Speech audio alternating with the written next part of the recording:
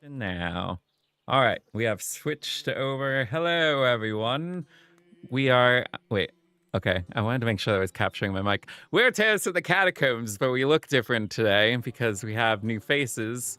Bren is taking a little bit of a break as she prepares for Arc 2 of our Razia campaign. So we are greeted here with a guest DM for a poor part, 4-part mini campaign. And Bren also wanted me to note you should join our Discord for things that are coming. It was not descriptive as to what's coming, but there is things coming apparently in the Discord, and there's a link in the video below. And we have Captain Dicey here. We have K-Max, we have Neko Spy, we have Cassie, which you're familiar with, and myself, which you're probably familiar with. And beyond that, I don't think there's too much more. So my YouTube didn't update. I don't know what that means, Bren. But all right. Well, I think that's everything we needed for this grand opening. So take it away. Yeah, that's good. I'm Caleb. I'll be or Dice Cap. I'll be DMing these 4 sessions, and it's a homebrew setting, so we'll jump into here. The world drifts among the clouds.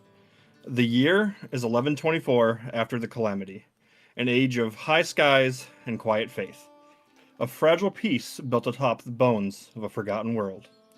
Long ago, there was only Entratha, a realm of continents and seas, of empires whose spires touched the sun, and whose faiths bound gods to mortal hearts. Magic flowed like breath then, wild, abundant, and alive. But all ages end, and Entratha's glory fell to ruin in fire and fervor. The cataclysm came like a sickness. It began with a wasting plague that hollowed bodies and unmade minds, then spread like rot through the world's foundation. The earth cracked, oceans fled, and the skies themselves tore open. Cities burned, mountains sank, and light fled from the face of the world. Entratha died screaming. And from that death rose the Five. They did not restore the world, they remade it. In an act of divine mercy and perhaps sacrifice, the Five tore the remnants of Entratha from the collapsing plane and lifted them into the skies. The survivors awoke to find the ground far below them gone, replaced by endless clouds and blue sky above. The land itself now floated, fragments of mountains, valleys, and cities suspended in a sea of clouds. They called this realm Zephyria. The priests say the Five raised them from the dying world, bearing the faithful into the heavens to begin anew. They teach that beneath the clouds lies the lost world, buried under a storm, a graveyard of memory and sin. None who have flown or fallen through the cloud veil have ever returned to tell the truth. Scholars whisper otherwise, that Zephyria is not above the old world, but apart from it, a reflection carved from faith and divine power, a sanctuary that does not belong to the mortal plane at all. But such thoughts are deemed heresy and snuffed out. Still, the world endures. Skyships cross the void between the isles, faith and politics thrive in fragile balance, and yet even the heavens cannot hold forever. There are places where the memory of the cataclysm still seeps through, where the old corruption stirs the roots of the world, where the veil between realms thins. The Shroudwood is one such place. A vast, brooding forest sprawled across one of Zephyria's largest isles, its canopy so dense that sunlight dies before it touches the ground. Mist coils thick through its hollows, the air hums faintly, as though it's alive. Travelers who stray from the path vanish without a sound. The Drathanti say the forest remembers that is a scar left by the old world, and that the mists are its breath. Most steer clear of it. Merchants risk the perilous Iron Spine passes to the west, rather than brave the forest road. Only few still cross the Shroudwood, bound by ancient oaths, or reasons none can explain. Among them are the Drathanti, wanderers, wardens, and keepers of old ways. Their painted wagons roll year after year along the roads no one else remembers. Their green-cloaked guards keep watch against the silence of the trees. They say that crossing this forest is their duty, a promise made generations ago, that the forest must never be left untraveled. For weeks you have journeyed among them, guarding their caravan on the northern road to Silverdale. The days have been long but peaceful. Songs around the fire, laughter among the wagons, and the steady rhythm of wheels on ancient stone. Now the laughter has quieted somewhat. Ahead, the shroudwood looms, a wall of fog and shadow stitching across the horizon. The morning air grows cooler, and sky pale and thinner. Today, they begin their crossing into the Shroudwood, keeping faith with a duty older than kingdoms and older than these skies themselves remember. And you walk beside them. What truths the forest keeps and what it chooses to yield remain uncertain. And here, your story begins.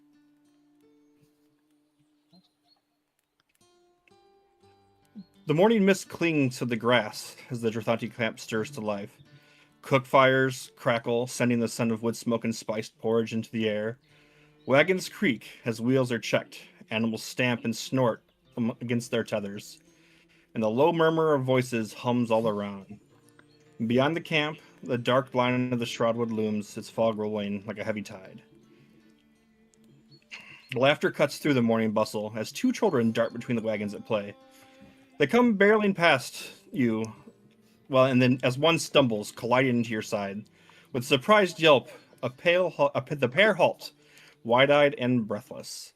The boy looks no older than 12. His dark hair tied back in a short tail, a wooden practice sword dangling from his belt. His sister, a few years younger, has the same bright green eyes, but her hair hangs loose in wild curls. Sorry, the girl blurts out, clutching her doll tighter. Uh, what? Who are you? You don't look like Drathanti. The boy frowns. Are you with us? You all look like fighters. If you guys would like to introduce yourselves,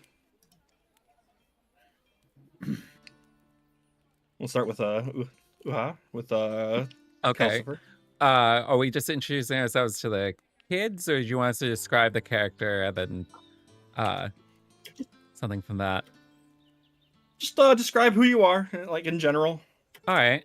So I'm playing Calcifer, who is an air genasi or genasi, however you want to pronounce it, I guess, who is a druid. He is a 6'4", playing a tall character this time around, with a pretty like medium length, silvery hair, some silvery eyes. He's got palish blue skin with some tattoos going down his like shoulders and on his chest. He has some animal fur wrapped around his shoulders and then a long cape of more fur going on, and he wields a little staff. And I guess I feel like he would just kind of look down at them at first, not really knowing what to say to these kids that would just run into somebody that was so clearly visible. All right. I guess we'll go down. Edda. I am playing as Etta. She is a very goblin-looking-ish gnome. So there might be some goblin sprinkled into her heritage there. She does not look very pleased most of the time. She is a rogue and she is wearing some leather armor. She's got a lot of straps. Her armor, you can tell it's been around the block. Lots of patches. She has some fur on her shoulders and a little scarf of sorts, cloak around her neck that she can pull up to hide her face, and hood that she can pull up if necessary. She has a lot of little trinkets hanging around her that she likes to keep around for protection. And oh, she's 3 foot. So David and I switched heights for this campaign. To Well, an not quite. extreme I guess degree. Bo's not. I guess Bo's not 3 foot. But yeah, and she would probably whisper to the children to be careful, or else the shadows from the Shroudwood may come and whisk you away. Well, my mother says, that's, I mean, she says that won't happen. And he kind of looks over at Lockkick and kind of like wide-eyed a little. Yes, in my character, I am playing Lockett Sherwood. He is a gnome monk, not much taller, only at 3 foot 3 inches. He is a similar my words. Gnome, drunken master. He is coming from living with his wife previously, but she has passed away, so he wanted to move on with his life a little bit, not forget her, but just be away from uh, the town that they lived in because he was a sailor, so he would frequently go out on travels and come back to her. But now that she's dead, he doesn't really want to return there, at least not for a while.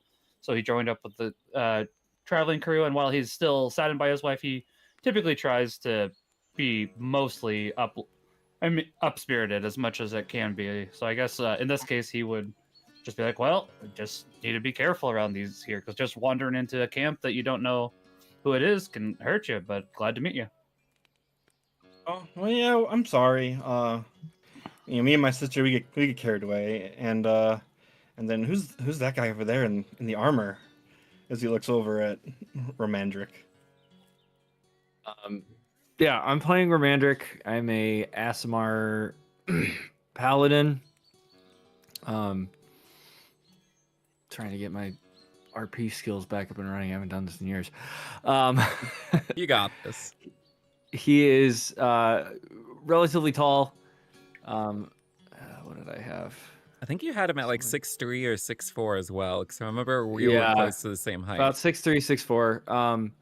Kind of middle aged with kind of salt and pepper graying hair, kind of longer hair, relatively unkept. He doesn't really deal with it. He does have a short, trimmed beard, pretty heavy armor, and a large claymore on his back. The armor is relatively scarred from, a lot of different battles and things. But his overall demeanor is very kind of kind and gentle, and he kind of kneels down to the children and gives them a big old smile and says, "Don't worry about it, kids. We understand you guys are just having fun, but do be careful. I mean, we are here as adventurers to protect you, but don't go running off too far. We don't know what's out there, and we wouldn't want to see you harmed." And he kind of tousles the boy's hair and pats him on the back and kind of sends him on his way. Oh, well, I mean, Papa will yell at us anyway if we go too far. I'm Kaylin, and this is my sister Mirelle. Don't let her fool you though. She's faster than she looks. And she kind of sticks her tongue out at him before grabbing his sleeve and kind of tugging. "Come on, before Mama sees we're bothering people." And they kind of both kind of just take off as they giggle off into the distance. A light laugh kind of carries across the clearing nearby as Isolde Dragomir approaches. She's got a green cloak that trails across the dew-speckled grass. She's got silver threads in her hair that like kind of catch the pale sun and kind of sparkle slightly. Her eyes are filled with a bright fondness for the children as she watches them run off into the distance. Those two. They have boundless energy, but sometimes I wonder if they know what they run towards. Children are always the boldest before the Shroudwood, though perhaps it's only because they don't understand what waits within. Still, I envy that kind of fearlessness. And Varen Calder, who you've been traveling with, also steps up beside her. He's lean, sharp-eyed. He's got a scarred face, and it's always set in like a stern, no-nonsense kind of look. He kind of has one hand resting on the pommel of his sword. "Lady Isolde. And I will be with you shortly, Varen," her tone calm. "You have already done more than enough," as she turns to address you, for us these past few weeks, and for that I am grateful. The road has been long, yet you've carried it with grace. This is where the path grows less kind, I'm afraid. Wolves, wandering bandits, the odd beast stirred from its lair, yet Rest assured, we've crossed this every year, and we'll do so again. With your strength beside us, I have no doubt we will see Silverdale with stories worth telling. Are you ready? We're going to depart in a few hours. Take what time you need, eat, rest. See Thalos. She kind of points away into a direction near like a giant, like a big collection of wagons and boxes. He is passing out supplies for the trek ahead, and as if there's anything on your mind, please, now's the time to speak.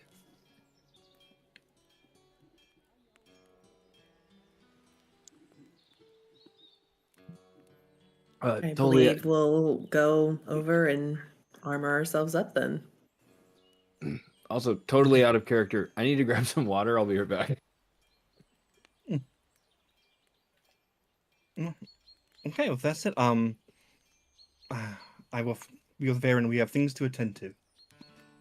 As they kind of turn and walk towards kind of like the front of this growing line of caravans.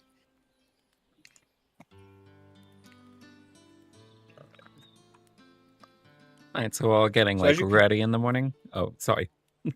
Yeah, yes. You guys, it's early morning, and everyone. You look around, and everyone's just packing things up. Checking bridles and stuff to get ready for the trek through the woods. See. Okay, All right. back. Sorry. As you guys make your way towards the wagons where Thalos was pointed out to you, the early light kind of just continued like slanting through the mist. As you continue, you see kind of two familiar figures that are working beside one of the wagons as you're passing. A pair that you've dealt with frequently throughout these weeks. You see Mark Tren. He's broad-shouldered, strong. He kind of crouches beside like a small portable forge that he has. The coals are kind of glowing a bright orange as his sleeves are rolled up, and you can see his forearms are marked by old burns and scars. And he's just covered in like this black like soot as the rhythmic clang of his hammer echoes throughout the camp as he shapes a length of heated iron across the sturdy anvil block. Beside him, his wife Lissa steadies the wagon. The wagon's cracked wheel rim as her movements are practiced. Her dark hair is pulled back beneath a scarf, her sleeves dusted in ash, and her expression is like focused. She glances up as you guys are kind of walking by. Morning. Mind your step. There's a bunch of stuff all over the place, and well, let's just say Merrick's aim's a little better after he's had some food in the morning. And Merrick kind of chuckles. Oh, that's fair. I saw our two scamps run into you earlier. I thought I probably should apologize for their manner. They got more energy than sense. Still, it's good to see them laughing before we cross. Is there anything I could help you with, or are you guys just passing by? Well, we were told to come over here and see about maybe getting some things to prepare for the Shroudwood. Yes. I helped Thalos prepare a few items. And he kind of just again points out where Thalos is. Again, we're sorry about our little ones. You really should have them be more careful. If they run off like that in the Shroudwood, it will be no good at all. Yeah, and it does. And he kind of looks towards the wood. It does look like the fog's a little thicker this year. We'll definitely have to make sure they stay inside the wagon. But if you wouldn't mind, I mean, I don't think there'll be a problem, but just kind of help me keep an eye out, if you will. Romantic speaks up. Yes, of course. We can keep an eye on them, and in case they wander too far from the camp. Everyone envies youth and envies their innocence, but yeah, that can tend to get them in trouble. So by all means, we can keep an eye out for them. Agreed. Thank you. Definitely. Yeah, agreed. that definitely takes a load off my conscience a little bit. We will do our best, but these little ones, I swear they squirm everywhere they could go. Anyway, when you go see Thalos, just tell him to double check the tack ropes before we leave, or we'll be chasing oxen halfway to Silverdale again. Well, I guess we best finish this before the caravan rolls.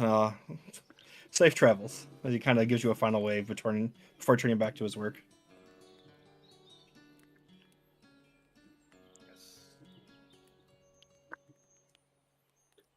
All right. I guess we should go Um, check. Check out Thalos and see what he's Yeah, got for Thalos. us. Yeah. Right, that seems reasonable. As you guys continue deeper into the caravan, you can see that you see some guards that are kind of just oiling their leathers and making sure that their steel's nice and sharp. They just glance up and nod at you as you pass. Beyond them, the camp gets livelier. You're approaching the Bustle Narrows toward where the heart of the caravan is. A cluster of crates and sacks mark the supply area. There's rows of coiled rope, oilskins, barrels, and neatly wrapped bundles of just like food and cloth and other supplies just for the general travel area. You see that these supply grounds are a controlled chaos of motion and sound. At the center of it all stands Thalos, his presence as commanding as his voice. He's a broad, barrel-chested man in his early 40s. His once black beard is now streaked with gray and trimmed short around a wide, expressive mouth, built equally for barking orders and laughing at them. His dark hair is tied back loosely. A few strands are kind of clinging to his sweat-damp brow. He's got a reinforced leather vest that sits over a tunic, and his sleeves are rolled up to reveal thick forearms. He kind of hefts a crate of provision with ease as he sets it down near a stack of sacks with a solid thump, yelling at a nearby worker. "Unless you're trying to spill that salt, please be careful with that," he kind of bellows.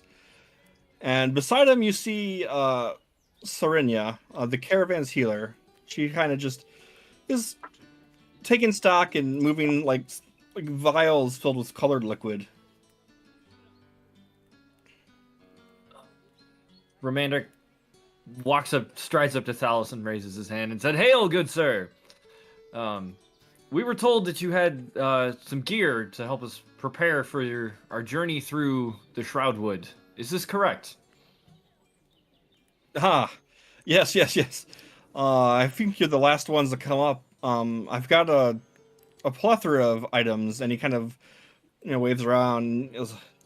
Take any of these that you need, and so in this is just basically any provisions you could think of, like like a normal available like a general store.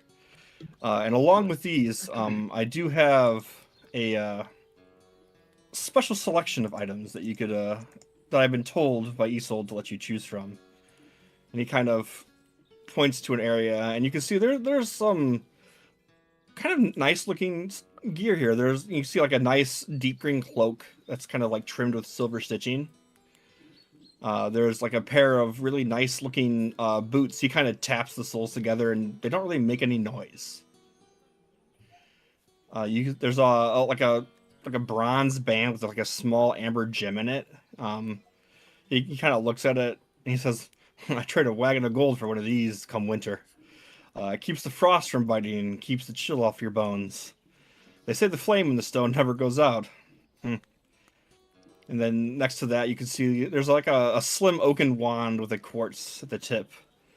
He kind of goes, this is for those who like to know kind of what's lurking within items. It kind of gives one a sense of any magic it might have.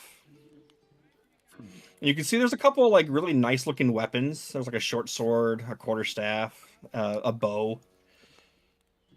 These weapons here, they Jothanti steel, blessed and tempered. They do a little better than your average weapon. And next to that, you can see there's like a round shield embossed with the twin crescent moons. This one's for the cautious sort. Some say it sees before you do. I know it It's kept a few guards breathing a little longer than probably they deserved in the past. And if you'd like, I got these gauntlets. You can see a pair of gauntlets. They're leather and steel. They got kind of like a single gem embedded in each one. It's like, yeah, these gauntlets will make you stronger than Ox. Anyway, I was told you guys could have an item of the stock. Let me know. So yeah, there's a cloak of protection, boots of elvenkind, ring of warmth, wand of magic detection. The +1, the weapons are +1, a sentinel shield, gauntlets of ogre power. I think, Wait, I don't know about the rest of you sentinel. guys. I could. What do the gauntlets of ogre power do? They're strength of 19, I believe. Yes, they give you strength of 19 while wearing them.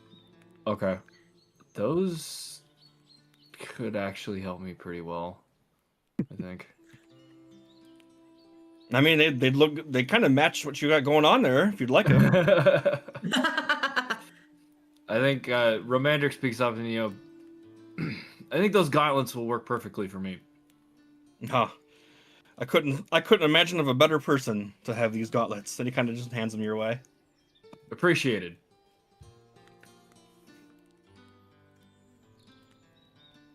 And the rest of you, I mean, you could take it or not. It's up to you. What was the cloak you said? Yeah, it's a cloak of protection. It's a +1 to Okay, AC and that's what I saving thought you throws. said.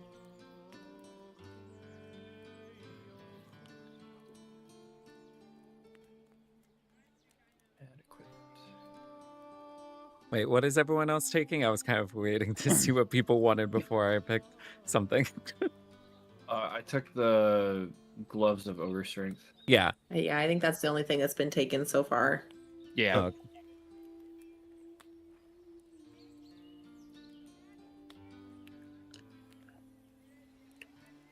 I was also thinking about the cloak of protection, but it's not necessary, so. Did you have something specific you were thinking about, David? Considering the shield, considering I think I might be the only one with the shield right now, or at the very least who hasn't picked something. Okay, if you want to do the shield and then K-Max, you can do the cloak and then I'll take the boots of Elvenkind. Okay. Yeah, I was gonna say, because the cloak of protection shouldn't get in the way of any monk stuff, right? No, Good it enough. should be a clothing. Okay. Just want to double check, so that's why I was like, oh, that'd be a good thing to add.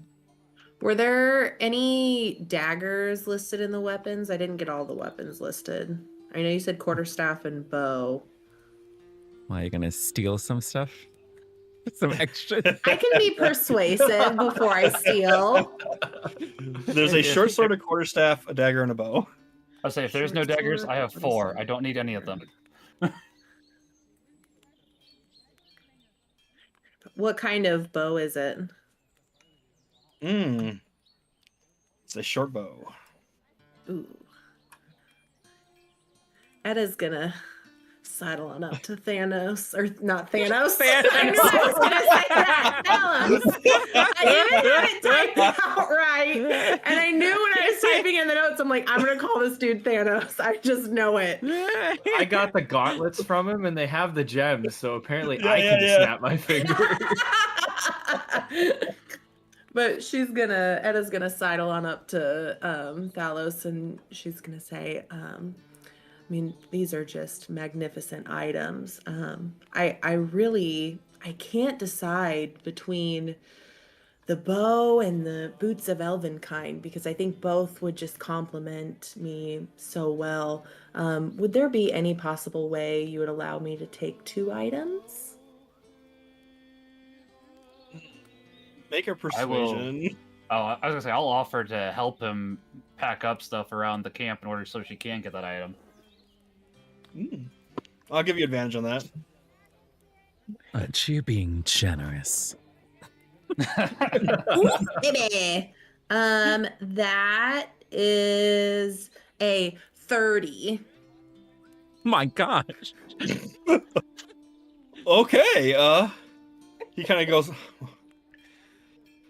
really shouldn't, but, and then Serenia kind of just goes, give it to her, you old softy. Come on. And he's like, if it'll help us cross the Shroudwood, sure. Thank you so much, kind sir. I really do appreciate your generous gesture. Now, don't go tell anyone now. I have an image to keep from here. Oh, my lips are sealed. If there's anything I can do, it's keep a secret. Calcifer is gonna crouch down by Etta and whisper to her, do you think you can try and get that ring as well? Etta will telepathically tell him, I would be pleased to try and get that ring for you as well. Thank you. So she'll gaze over the items again and she'll look at that ring and she'll pick it up and examine it. And oh my gosh, now this is just a beautiful ring. I know I've already asked so much of you already, but would it be possible for me to take this as well? Calcifer is gonna give her guidance because he asked her to do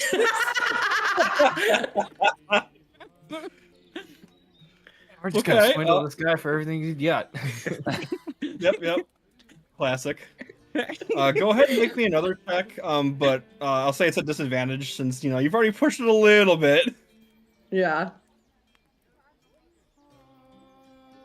That is, how much is guidance? Guidance is a D4, D4. and then we also have like a point system thing too, like a homebrew thing. Oh, yeah, I think yeah. you'll be fine without it. Oh, It's okay, a it's 29. Oh my gosh. Dang. Disadvantage, 1 point lower than advantage. Well, okay, so I rolled a nat 20 and a 17, so I mean, I really, he kind of. Do you have any gold you could offer? I mean, maybe I could. I don't have a lot of gold. However, I would be happy to give you a favor later on down the line.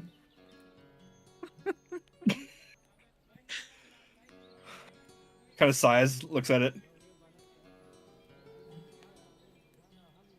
As long as you give it back once we're across. You have my sincerest promise that I will return all of the items that I have taken from you. Okay. Borrowed. He seems to believe you as he hands you the ring. She'll hand it on to Calcifer. Your friend here will be doing some heavy lifting, though. Hey, Oh, of course. that's what I'm here for. I used to be a sailor. It's what I should do. All right, and then Serenia kind of just continues to chuckle a little bit as you have charmed Thalos a little bit. She goes, well, now that you've done taken my friend's belongings, you guys also were told by Isolde that you guys could have a potion as well, and she kind of passes out a potion of greater healing to everyone.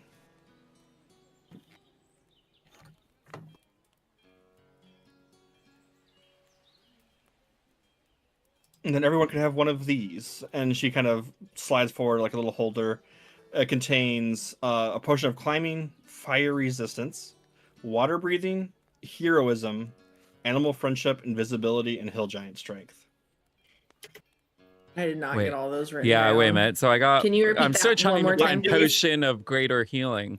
How is it listed in D Beyond? Yeah, that's what I was trying to find too. Is I it? found it. You have to type in potion of healing, and then you'll see parentheses greater. Ah, Ah, I don't know thank why they do you. it that way. It's weird. Okay, got it. What was the other list of potions again? There's a climbing, a fire resistance, a water breathing, a potion of heroism, animal friendship, invisibility, and hill giant strength. We only get one, you said, of those? Yes. Okay.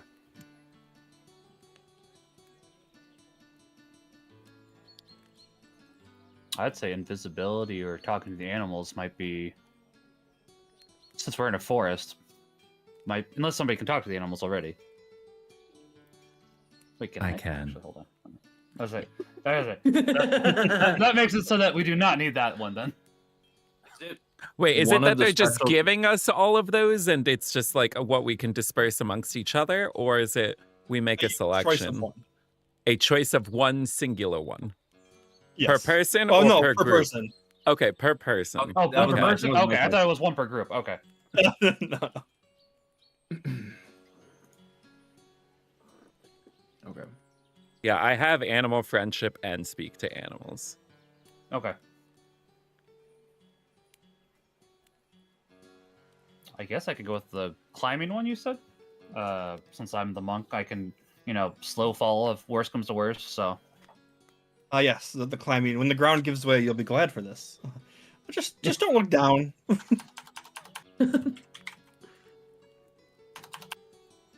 I'll take the potion of heroism. Nice. And all the potions last for 1 hour. okay. Got it. So climbing, climbing, heroism. You know what Edda would want?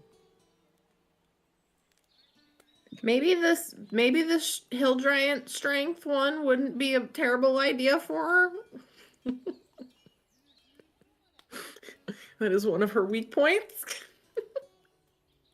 Oh, she's got a 6 there, Yeah. doesn't she?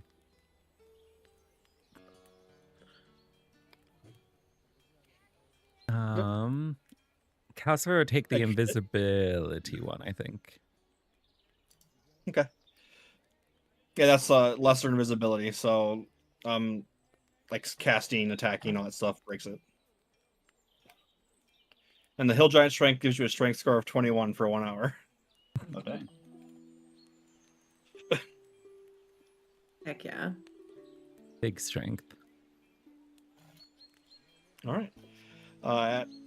After each of you have chosen, Serenia kind of replaces the remaining vials, securing the chest with a soft click. She kind of dusts your hands. Potions mend the body, but remember, they can't steady the heart, nor calm a fool's choice. Those are yours to tend. Salos kind of laughs, clapping his hands together. You see why we keep her around.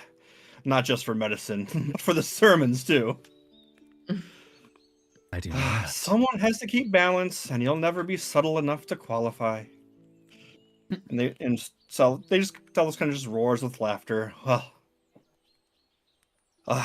Well, I'm pretty sure Veyron would want to speak with you after you're all settled. He's up near the head of the wagon chain here. If there's anything else you'd like, I do have any kind of point. Anything else you need? Rations, lanterns, torches, any of that. Let's see. So yeah, just you can take whatever you want there and add to your character sheet of just general items. Bedroll, oil, torch, tinderbox, rations. I think that should be good. Yeah, 20 pounds of rations. I think I'm good on like starting utilities. I have things I don't even need. Mm-hmm. Yeah, I have 5 daggers, as I said. I don't need those. You will use every single one. Yeah, I'm gonna put them in between my fingers and do 1d4 on each dagger, right? Going Wolverine. Yeah. All right, big 12 damage. Here we come. All right, so what are you guys doing? We don't need anything else. Might as well go to Bayrim. Yeah. Yeah. And I will say thank you. Romantic will Anytime. also bid them farewell and thank them for their offer of goods. Come see me when we go set up camp tonight. I got a few things for you. Understood. I will make sure to come and find you. How many more things does this guy have? Yeah, I was gonna say it's a lot. Hopefully a lot more. He's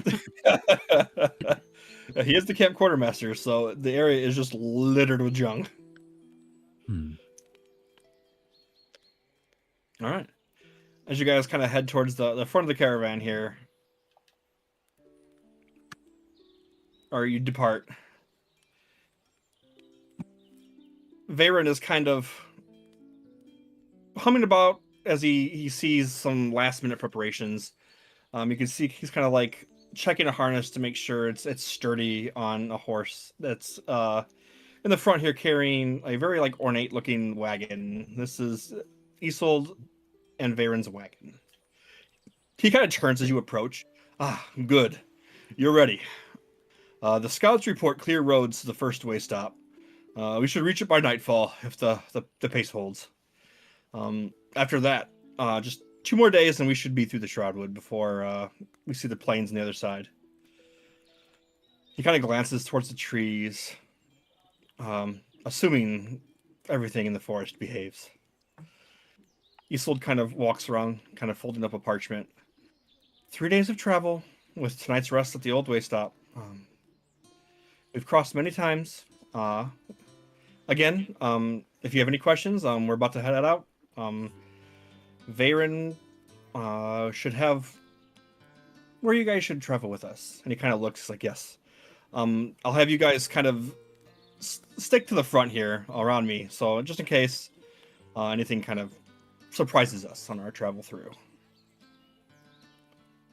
Any questions? We good? Think I've got any questions? No. Okay. Well, the forest is old and quiet. The paths twist easily. Just follow the markers set by our people, and we'll get through just fine. And then, like another hour or two goes by as you guys are just everything, all the preparations are finishing, and then suddenly, Veyron kind of like, kind of blows a signal horn, and it kind of shouts out for everyone to kind of get in position, and the caravan begins to lurch into motion. The sound of hooves and wheels blend steadily into as the mist begins to thicken as you cross into the Shroudwood. I don't know if As this you is pass helpful. beneath, Oh, sorry. I was going to say, no, you're good. since you mentioned surprises or anything like that, I don't know if it helps that I have a passive perception of 22. Oh yeah.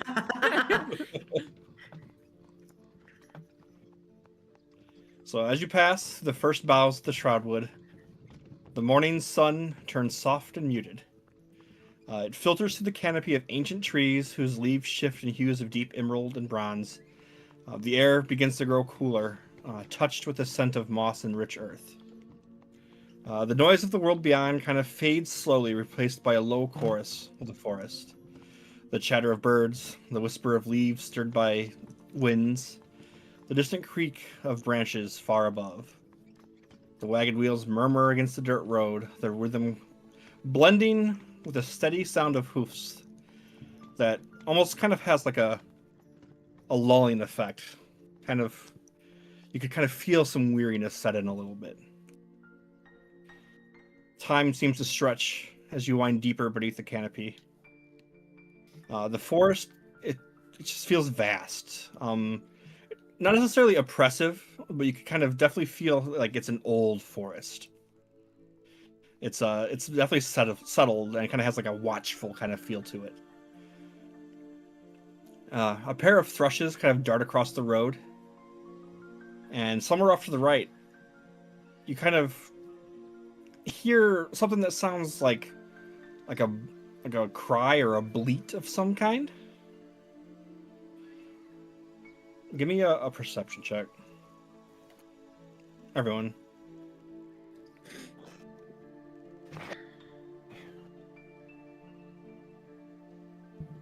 Dirty 20. Dirty 20. I'm I- rolling very well tonight. I got a It's going to 24. turn sour eventually. I got an 8.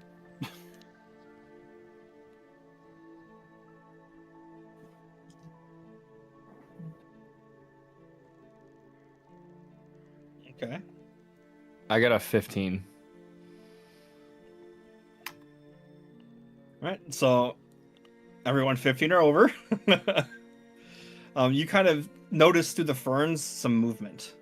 Kind of a small form slumped near the base of a moss-covered tree.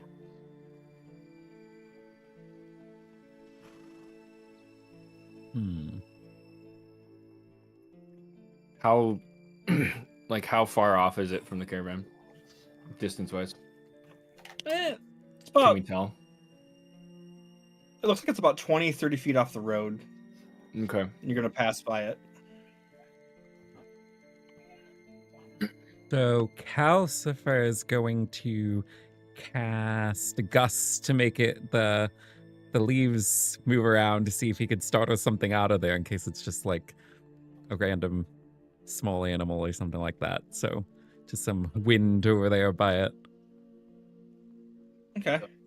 Romandric's just Yeah. gonna casually kind of keep his hand near his sword on his back, ready to draw it.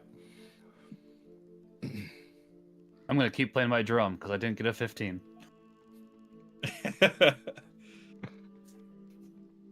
All right. So as you kind of, the gust of air goes through and ruffles the leaves of the bush and the tree. Doesn't seem to move.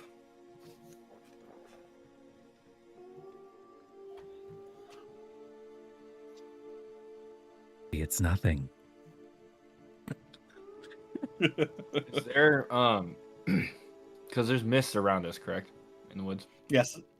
The mists are out. They're off kind of in the distance still. They're not like oppressive on you yet or anything. Okay.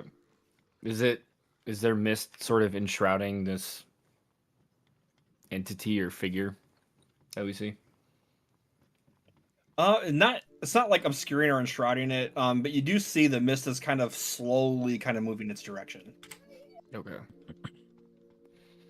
Anna has a bunch of ball bearings in her backpack, so she would like to take like 3 or 4 of them and just huck them at the form.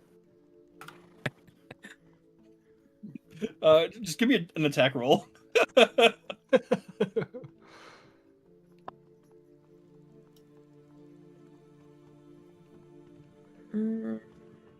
That is a dirty 20. Of course. You hear another kind of like pained bleat noise from it. As Do its we head kind of pumps up a little bit. recognize Wait, you mean the like the like noise of like what kind is like an animal or is it coming from a person? did you say bleep noise? Bleat. Bleat. Oh, I heard bleep, but I was like, is this like a swear sensor? I mean, we just threw ball bearings at it, so maybe. yeah. I mean, yeah. Why the bleep did you do that? So yeah, give me a nature check. If you heard, everyone heard everyone noise, so. Oh, yeah, everyone okay. could make it? Is Yeah. that the one? A dirty 20. I got a All right. 19. Got an 18. I got a 9. That Hey, is listen, just a it's one. not an 8. Okay. Easily enough. You guys recognize it as like the sound of a injured and wounded deer. Well, I'm gonna approach it. Like as we kind of come up along the road, Romandric's gonna kind of take a little shift and walk maybe 10 feet towards it. Still very cautiously, like approaching. Okay. As you kind of approach it, it does come into a little more clearer view for you. You can see it's just like a young deer. It's just lying on the side in the shadow of the tangled roots. You can see its breath is kind of shallow, and it's trembling. As you get there, the mist kind of starts to curl faintly around it, and like the creature, it kind of doesn't stir as you approach. You can see it kind of looks at you, and its glassy eyes kind of reflect the filtered light on above. It's like with like an unfocused kind of a look. It looks kind of distant, like it's looking in the distance. You can see like a strange kind of gray-black marbling spreading across its neck and flank. Romandric's gonna turn back to the rest of the party and just call out, be like, "Hey, it's a deer. It doesn't look well, and I do not quite know what's wrong with it. It looks infected." Can He's gonna like take a few steps back from the deer. Can Calcifer go up and either make, I don't know what would be more appropriate, medicine or nature? And he is going to cast guidance on himself as he goes up to inspect this beast. Yeah, either of those checks should work. Okay, then I'm going with nature because that's the higher. I was curious if animal handling might help here as well. Oh my gosh. I think we need to Cassie, figure out why'd you what's take wrong all with the it good first. rolls? Okay. So that is 13. For nature? Okay. Yeah, I rolled a Um, 5. Rip. It doesn't look like any kind of natural decay or disease that you know. You can see the discoloration is kind of spreading across its skin, and it looks almost almost kind of like a burn, but not quite. I guess I'll do medicine too. I don't have much in it, but it's worth a shot. Okay. 6. Nope. Hey Max, what are these dice that that- you're using? That's a dying deer. It's a good question, guys. I have not gotten good rolls because that was a 4. And then 2. I guess I could throw my hat in the medicine check too. Okay. If it's dying, Calcifer, or do you spare the dying? Oh my gosh. It just says Okay, creature, it doesn't say humanoid. Go ahead and roll the medicine check first. Yeah, I was 11. Okay. You're a little more certain that it's a dying deer. Good. Good. It's a dying deer. We've learned this. I mean, do you guys think we could check with the caravan? That's true. There is leader? somebody else in the caravan that could possibly help. Edda's idea was to go and mention it to Varen and see if this is an ailment that's common. I would agree with that. I think we go talk to Vader about it. Yeah. That's a At good least to idea. let him know, because maybe this is some sign of something worse. Or That's that true, we should yeah. be cautious of. While they run off to go talk to people, Calcifer is going to start ritually casting Speak with Animal. Okay. We could just interview it. I mean, yeah. Excuse me, Mr. Deer. What's wrong with you? Why are you dying? Oh, I have speak with animals too. I didn't realize that. All right, as you kind of approach Varen, he just same like almost unreadable, like stern expression. What have you found? Found a deer about 20 feet off the path here. It appears to be infected with something that none of us can quite tell what it is. It kind of, he explains sort of to the best of his ability what the disease looks like, and says, is this of concern to you? Is this just a common occurrence that we just should let be and move on?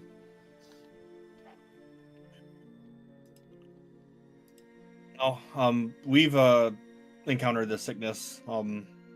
Farmers south of here lost half their herds last year to something like this. Hmm.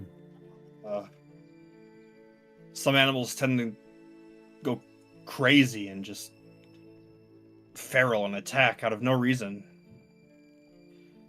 And just their blood seems to spread it. I would just be careful. Romandric's gonna whip around and yell at Calcifer. Calcifer! Do not get close to it! He takes one step back. It could be feral, and if it is, we've got a problem. The gang gets rabies. Oh my gosh. Hey, I got my shot before this. Well, you should torch it so that nothing else could get sick from it. We'll kind of give it some room, give it a wide berth.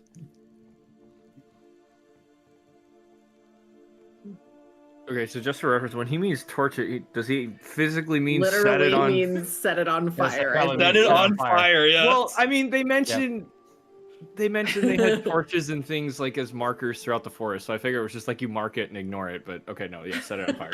I'm just making sure. Dear. Well, if it can spread through blood, you gotta burn it. So Yeah. I'm willing to volunteer for the task if nobody else is. I could use. Can I use would sacred flame work in this case, or is that not necessarily like a burning fire? hold on. How close do you have to be It's for more of like a sacred flame? radiant. Yeah. Sacred Flame's not Okay. like a fire, it's like a radiant, holy kind of a thing. Sure, Cosmo's okay. still hoping to talk to the animal. I mean, he's not there with you guys, but I'm just saying he's still going through the ritual. I would also like to talk with it because it's like there's always a bigger fish. I'd like to find where the bigger fish is.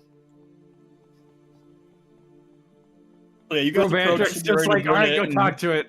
Just maybe talk to it at a distance. Yeah, I was gonna Yeah, ask how far can you talk with it if you speak with animals? I imagine it's the range of your voice speaking. That makes sense. Just yell at it from the caravan. I mean, if Hey, it's, you! if it's What's your slowly name? dying, it probably doesn't have very loud of a voice.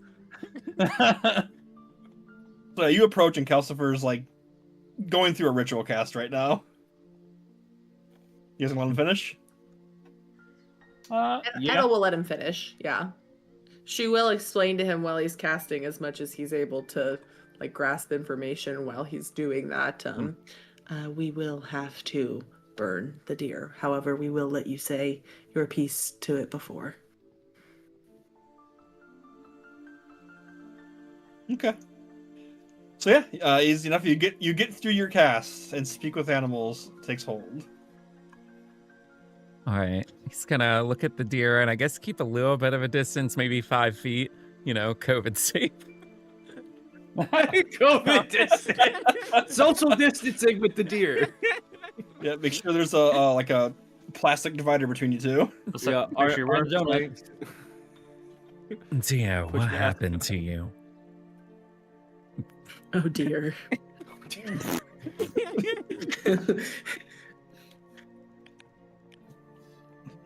Angry tree. Who are you? What? Well, I'm not a tree. Were you by a tree when this happened?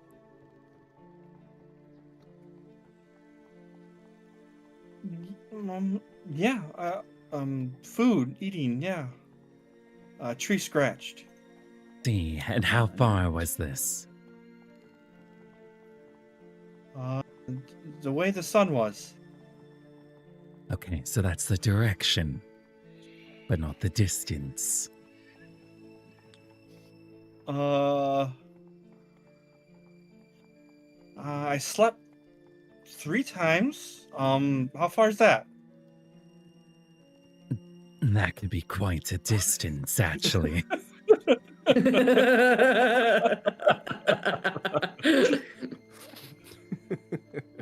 All right, I don't think we can save you. Would you like a swift end?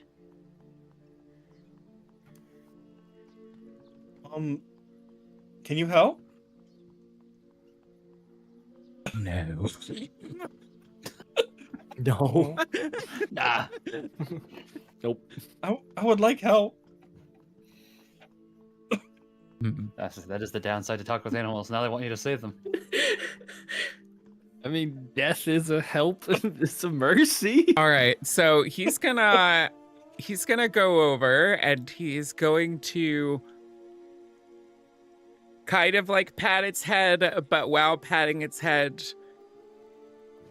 he feels bad for the creature because it can't help it, so he's just gonna do some shocking grasp on its head. You're gonna shock its brain to death. Well, we got At least cut its but throat. let's not light it on fire while it's alive. So Listen, I was gonna kill it Okay, That's what no, he's doing. He's killing it. actually, I don't think shocking animals is a wise decision at the moment. Let's just cut its throat. well, hang on. Lockett, the problem with cutting its throat is then its blood spills out. Yeah, No, this that's is So we just, true, don't yeah. we don't we're want just to microwaving its brain a little bit. It's Yeah, actually, shocking Oh graph my is god. it's awful, but it is probably the safest Yeah. bet at this point. and it can't make humane. opportunity attacks. So Yeah. Oh. All right. Okay, yeah. All right, go ahead. Roll a hit. I'm gonna microwave it Stationary here. gear. Oh, I no. built a hit. I'm very Is- uncomfy. Is there a chance I have advantage on rolling T? Oh my gosh. I mean, it is prone. Oh, okay, sweet. Oh no. Oh my gosh. gosh. Okay, well, a 14.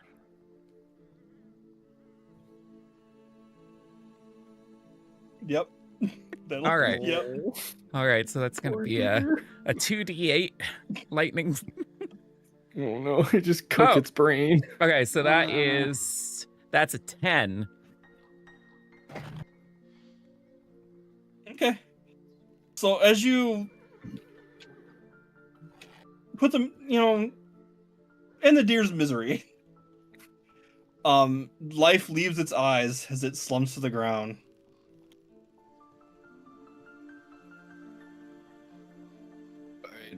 I think we should probably set it on fire. Yeah. We'll take a little oil from her bag and give it a little douse and then light it on fire with a torch. Okay. I'm sorry, little dear. No.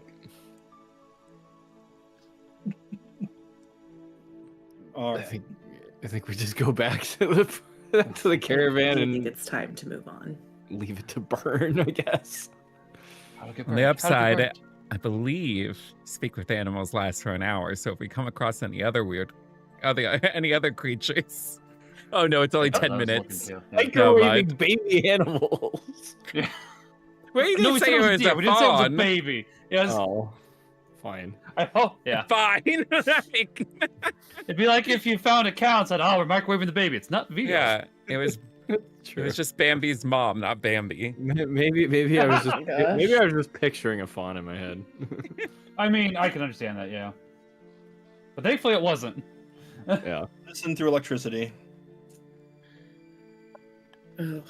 All right. Romander's right. just gonna, I don't know, say a silent prayer to Solara and turn back and leave.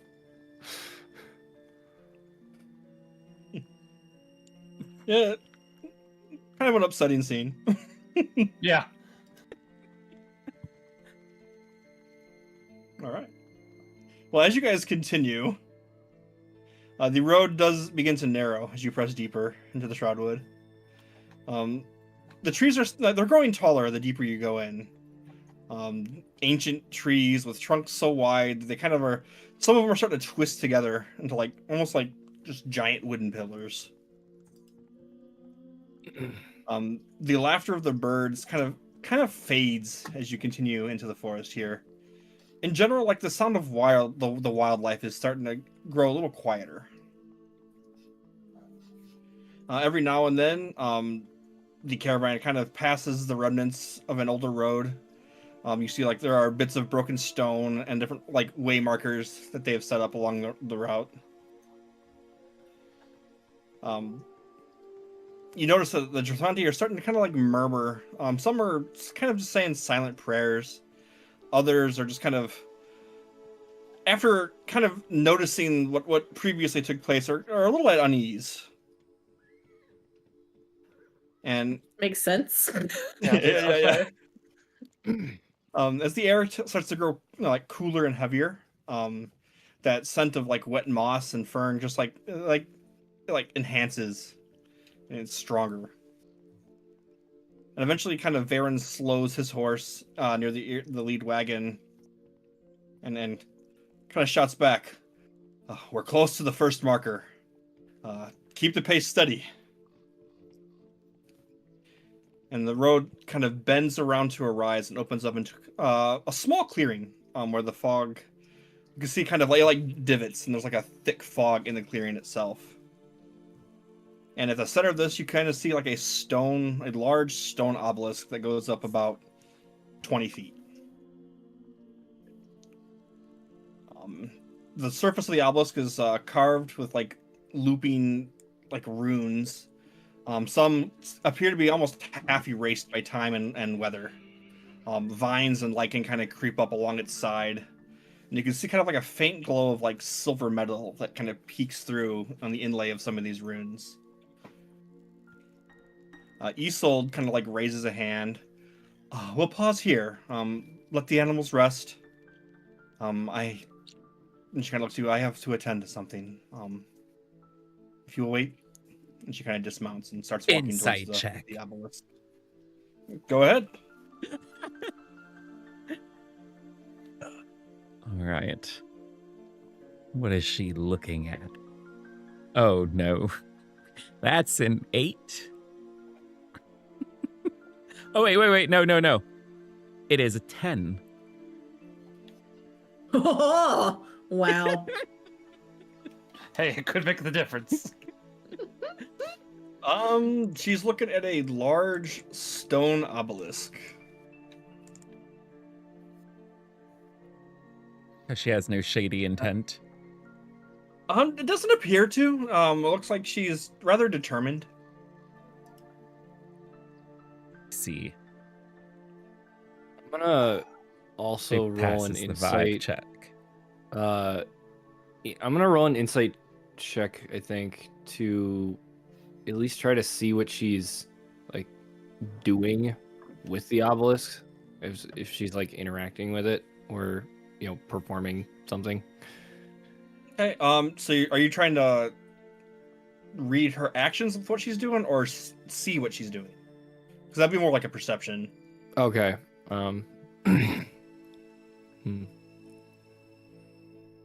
Actually, you know what? Can I make a religion check to see if there's any significance of the obelisk to like potentially to a deity or something of that nature? Yeah, go ahead. Okay.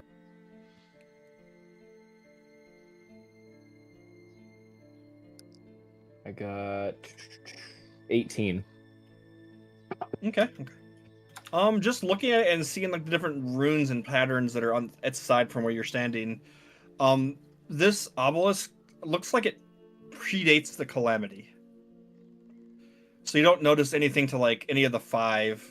Nothing for Solara on there. Sure. Okay. I'll roll investigation on the obelisk because I'm curious about it myself. Is what I'm trying to say. Okay. So go ahead and give me the roll as you kind of approach and then start to look at the obelisk. 10. Hey. Okay. Let's say my best roll yet. Let's go. Average. Yeah. As you get closer, you notice that Isolde's kind of like tracing her hand along the runes, and as she does it, you can see like a faint silver glow, kind of like just as it like follow her hand as she traces these various runes, and she's kind of like mumbling or like under her breath, kind of saying some sort of prayer. Interesting. So I have no points in religion, so I probably wouldn't recommend me rolling it if anybody's interested. I could roll. Romandric's gonna approach, hopefully close enough to just kind of at least hear what she's mumbling or somewhat make it out. And I'm gonna roll, and if I can, I'll roll another religion check to try to decipher what she's saying or what the prayer is, I guess. Hey, give me perception as you're trying to like listen. Okay, got it. So I'll do perception first. 15 for perception. Okay. She kind of comes to the end of this, and you kind of hear her kind of murmur, "The bindings hold for now." As she kind of turns to you. Oh, thank you. We should keep moving.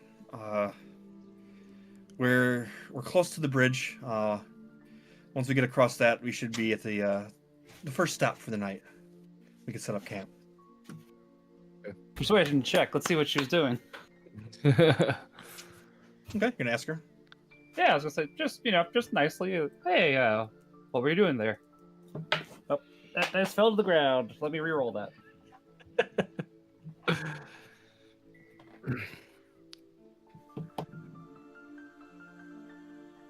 I don't want to say what it is, but it's a nat 1. Oh no. This dice is going to jail for a little bit. we should keep moving.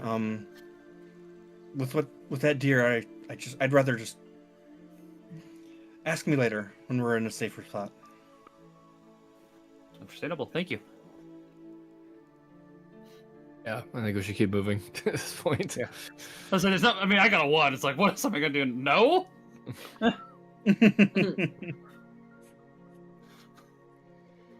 Okay. She persuaded me because I rolled so lowly. All right. So as you guys kind of move away from this clearing, the further, like I said, the further north you travel, the denser it gets. Every so often, you swear you feel a slight tremble to the ground, but then, like when you try to focus on it, no, there's nothing going on, and like it just.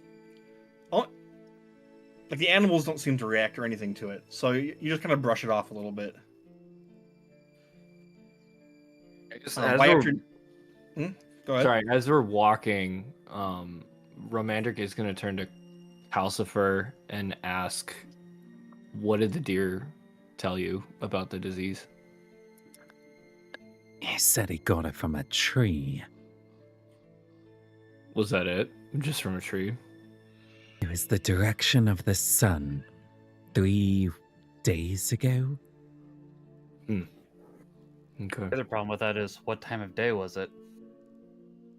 Is that a problem? Yeah, it would be east or west. Well, it was when I asked him, so whenever that. Fair. I don't know how long we've been walking Whatever since time of then, day that but was. he would have known where the sun was when asked. Yeah. It was almost overhead, but it was still kind of morning, so. So somewhat east. Okay. What east, yeah. And we're heading north, correct? Yes. Yeah. Okay. Okay. So we're heading away from it, most likely, or at least further. Yeah. Yep. As per the directions of the deer. That's a good point. Maybe the deer didn't know what I was talking about. Yeah. Okay. So a few hours go by. Sorry, I one said more what? thing. You said the forest was getting kind of denser along with the fog as we go deeper. Oh yeah, correct? the fog is kind of closing in and getting closer and closer, and the trees are getting more and more like compacted. Okay. But yeah, so you travel for a few more hours, and it's a little past the afternoon, and you begin to hear the faint sound of running water ahead, the low murmur of a river winding through a valley.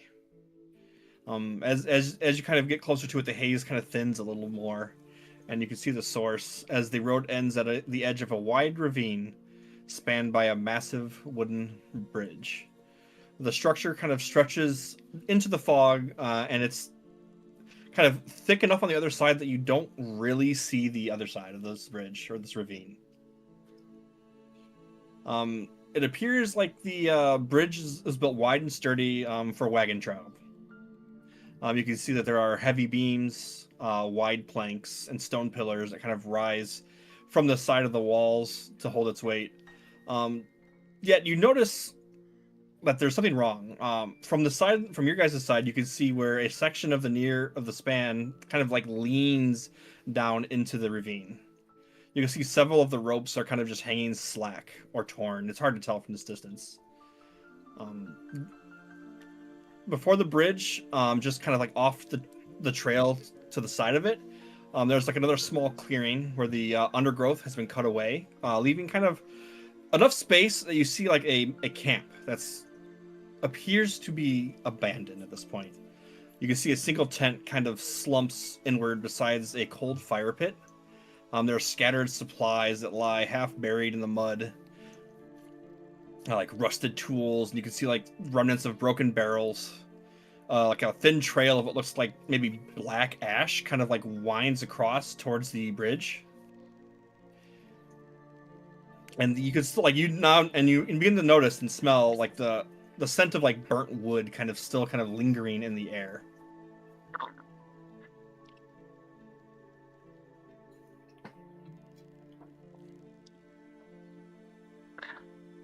How far away was this abandoned camp? It's like down the hill, so a few hundred feet at this point. The um Etta would like to just like take a look at it and see if there's any more details she can see by looking at it closer, not going all the way up to it, but kind of like walking to the edge of the road and taking a more intentional look at it, maybe. Okay, give me perception.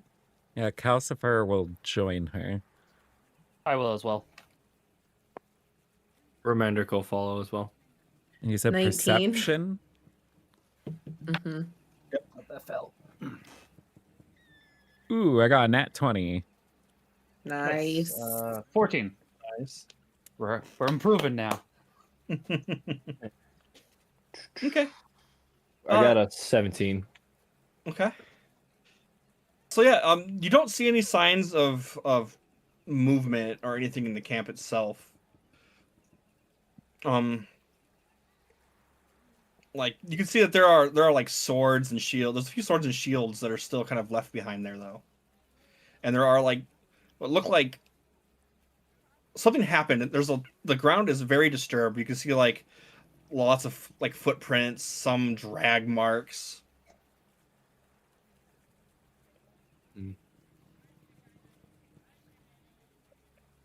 Veyron kind of shouts, "Set a perimeter. Keep the wagons back until we're sure the crossing is sound." He kind of looks to you. You guys mind checking the camp? I'll go check the bridge out. Understood. Sounds fair to us.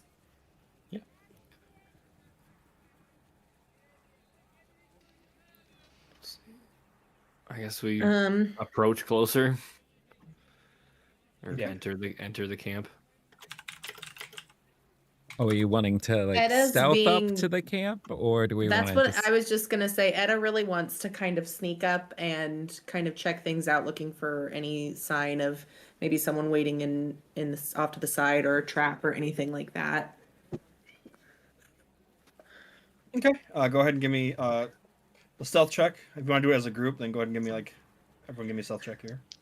Okay. Okie dokie. Actually, I think Romandric's gonna hold kind of along the perimeter as you guys sneak in closer, like I guess perception check to kind of keep an eye out of things on the outside of the camp. Okay. I got a good one. 23. I got a Nice. 15. I got a 17. Look at you under 20. I I know. got- I got an 11 on the perception. Okay. So yeah, you guys managed to make it up to like the edge of the camp without. Doesn't seem like anything's noticed you. You hear the murmuring in the distance still.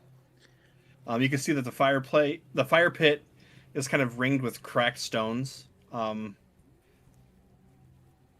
as you get closer, you could almost feel like this oppressive weight, almost like the air feels heavier. If Etta holds a hand over the logs, whatever's left in the fire pit, is there any heat coming off of it at all? Any embers of any sort?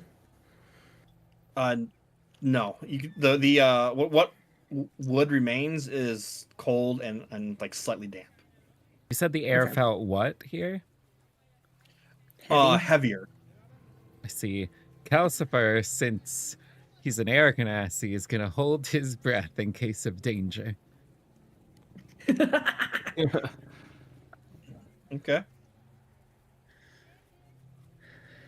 Um, Etta would like to start looking around the camp, maybe trying to figure out where someone may have went from here. Okay, give me like an investigation. Oh, and Calcifer will wave Gramandric that he could advance if he wants to. We've stealthed our way in. He's gonna walk over. I mean, I'm not gonna stealth. I have disadvantage at +0. No, That's no, I not get happening. that. All right, Romandric's gonna enter the camp once they've made their way in. Yeah, and with your 27. perception, yeah, yep, and with your perception, as you get closer, you don't really notice much different. Looks like you're guessing maybe 3 or 4 people were here by the feet print. And you said 23? Mm-hmm. 27.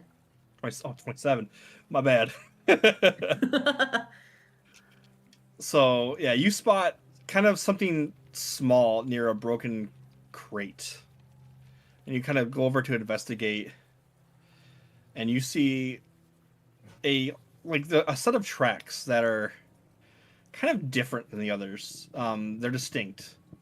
They've got like wide heel, like the heel prints are like wider than what you would expect for a normal person, and the toes are like almost clawed and like splayed out.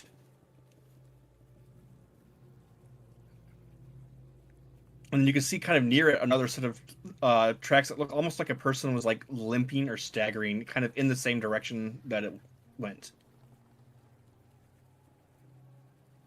and kind of nearby Does in the she? grass of the nearby in the grass of the 27, you see kind of the glint of silver, and it's kind of like in some brush, and you kind of push the brush away, and there is a silvered longsword laying on the ground.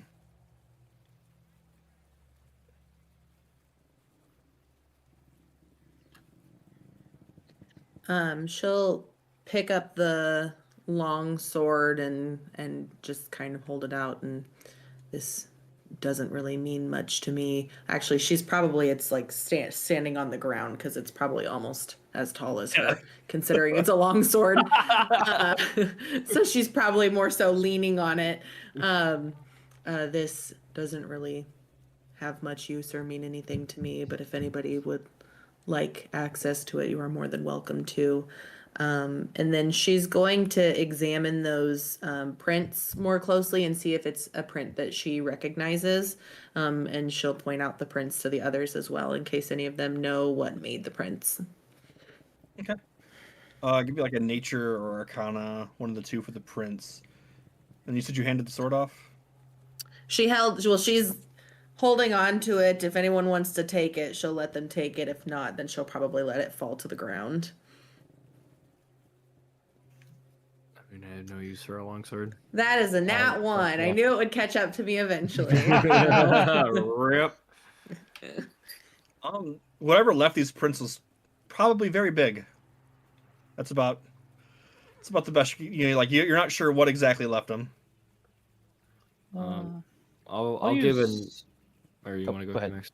Yeah, I was gonna use survival on the tracks. Okay. 16. Okay. 16.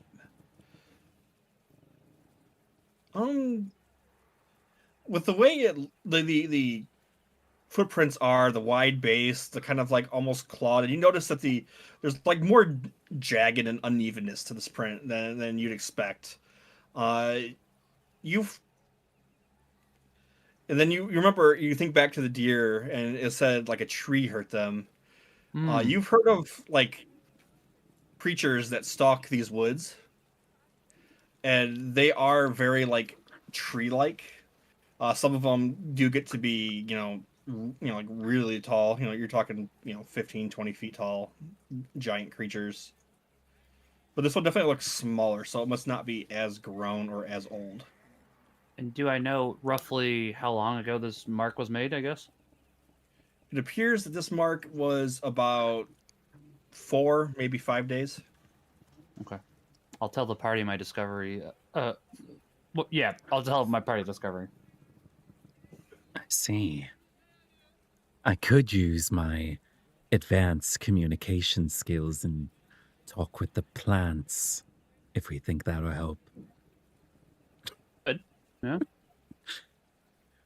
Probably our only witnesses at this point Yeah, I was gonna say, yeah. Indeed. to what happened here. Let's see if they're as helpful as the deer. Yeah, since there's Yeah. here. Unless we find another deer, yeah. All right. I'm going to You cast do that, we'll find another deer. Speak with Plants. Okay.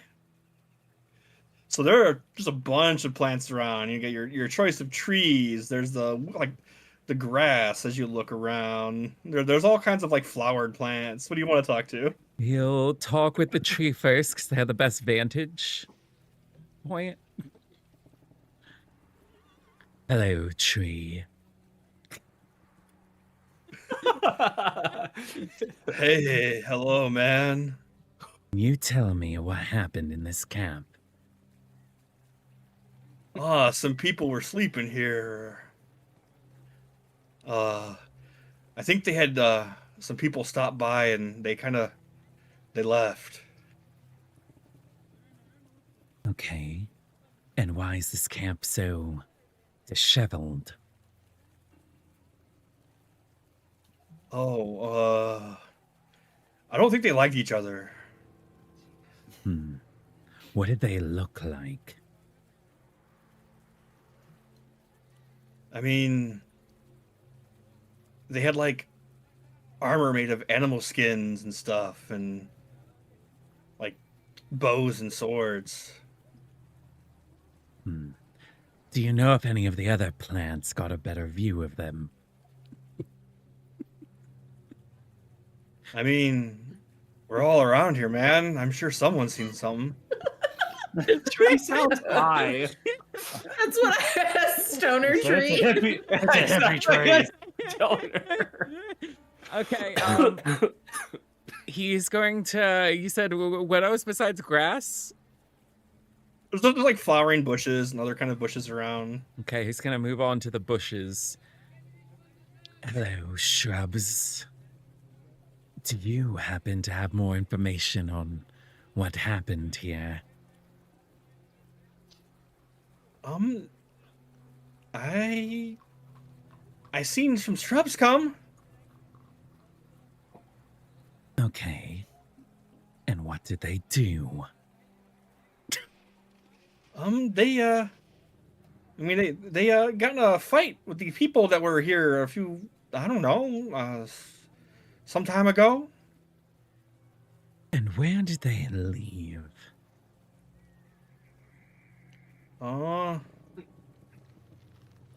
They kind of went that way. It kind of subtly like shifts a little bit. To the I see. Thank you. Now he's going to move on to the grass. north. Might as well make use of it while you got it. Yeah, that's 10 minutes. We could always ask if any of them live too. Grass, did any of the people here live? Oh, No. how many lived? I don't know. A few. They walk all over me. Why do I care? Well, how many feet walked on you? All of them. If you had to assign it a number greater than 10,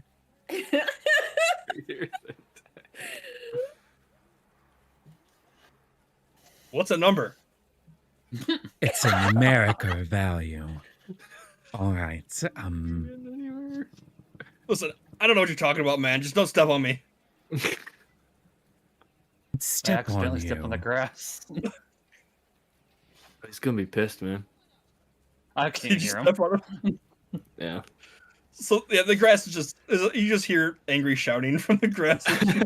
Loki, That's what I was watch gonna your say. step. Is it like one blade of grass that he's talking to, That's a or good is it point. like a horde Oh, no, mind as he does it, mentality the thing? entire it chorus says- happens. Yeah, so it says you imbue plants in an immobile 30-foot emanation with limited sentences and animation, giving them the ability to communicate and follow your simple commands, and you can question Limited them. sentience. So- oh my Look, goodness. So yeah, as you do that, the grass starts to yell at you, and some of the bushes are like, "That's not cool, man." How do you piss the forest off? I mean, I can't hear it. Okay, Loki. Or Loki, whatever your name Whatever is. your name is. Can you Hey, sit you get over still? here. Or Stand still or stand get off the still. grass. Get off the grass and then stand still. I do that. I do that. All right, we are not standing on you anymore. Do you And I have appreciate it. anything else you can tell me? Yeah, I guess you're nicer than some of the people here. I mean, at least you got off. The ones that were here, though, I think they got taken. Okay, so there was an abduction. If that means taken, yeah. Okay, thank you. No, thank you. Don't step on me. He nods and then turns back and he relays the information from all the plants. Valuable information. At least we don't have to set this stuff on fire after talking to it. Yeah, right. Should we go and I mean, recount what we've learned to Varen, or should we venture Probably. on? I'm I gonna. count probably and then venture. I could also at least give a nature check. It's not gonna be great, but I could give it a shot and see maybe if I can tell what those things were by the tracks. Okay. All right. We know they were some sort of tree-ish thing. Yeah, 14. I don't think I got much better than the last one. Yeah, but you come up with about the same thing. Okay. All right. So we go Okay. back to Varen and tell him Yeah, what I- we found. The Baron or Yeah. Varric? I think so. Varen, Oh, okay. I think, right? I don't know. Varen, yes. There's so many names. I'm sure Yeah. the spelling in the notes I'm taking is terrible, but I think Oh, I I have the see. gist of it. As long as it's phonetic, you're fine. Okay. So you make your way back towards Varen and the bridge. As you kind of approach, you hear he's standing there with Merrick, who's inspecting the damage. Merrick kind of is in the mid sentence. The supports are still holding. The stone anchors are sound, and the frame's got life left in it. If we could splice these ropes and brace the near side, it should take a wagon one at a time. He kind of glances kind of towards you as you're walking up. I don't know if you guys could lend a hand or not, but it might go faster. And Varen kind of nods. I I don't could. know how much of a hand I can lend, but I'm a great supervisor. I was What trying to if- see what skill would that revolve around helping them, I guess. Yeah, what would we be helping them with? Are we like, if they have wagons? Yeah, as you kind of inquire, he points out you can see that there are the like support ropes are kind of on one side. It looks like where they have been either cut or burnt away. You can see the edges are kind of blackened. You can see there's like a pillar brace. You can see where it's kind of come loose and kind of collapsed in on itself. So if you could somehow either shore it up or reconnect all the ropes so that they're secure again, you should be able to probably get everyone across one at a time. Could probably survival check to at least work to try to get those ropes tied, maybe. See, I was wondering if performance could work for that, because a lot of rope work would play into that too. For performances, I should say. Are you dancing with it? Well, I mean, like, Beast. That's like those little ribbon This is- dances. yeah, I haven't said- yeah, I think we're that's, doing a that's kind ribbon of what I was dance. thinking. Yeah, like kind of like a magician. It's like, oh, here Or goes like the knot. sleight of hand. Ooh. Sleight of hand might be better. Sleight of hand honestly, could work. Yeah, any of your normal skills, Yeah. any magic or anything like that would help here. I'll do sleight of hand then. I was gonna say she can do sleight of hand. I got a nat 1 again. Oh, that support beam, is it just that it's like out Yes. of place, or is it fractured? It looks like it was knocked out of place.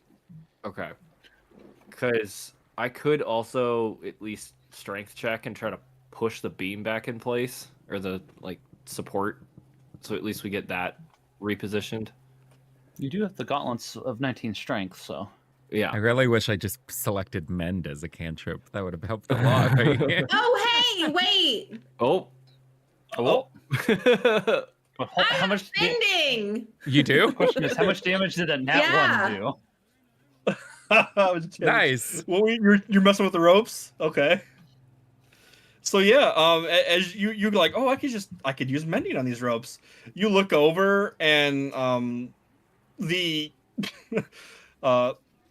the ropes are all tied up in a knot now. with I low am kick, helping. tied up in them. Yeah. Oh my gosh. Well, she did roll an 18 for her sleight of hand before I remembered she had mending. Was an 18 enough to undo the mess? Sure. It takes a little longer than you probably would have liked, but you managed She to looks very displeased as she's I don't untangling. blame her. I even have okay. 4 dexterity. I have 4 dexterity, so it's like, this will be great. Nah, nat 1. We're out of here. Yep, you untie the gnome from the rope. I And got with your confused mending- with the short end and the long end. I guess while they're untying, Romandric is gonna walk over to the support beam and try to strength check it back into place, like Alright. push it. Just give me into an place. athletics. Okay. The 14. Yeah, 14. Okay. So yeah, you strain, and it's difficult. Like you start to just barely get it to move, and it Can I starts help? to budge. Who? What? Sorry, I was gonna say, can I help push with him for another athletics check? I think you're currently tangled Yeah. up in rope.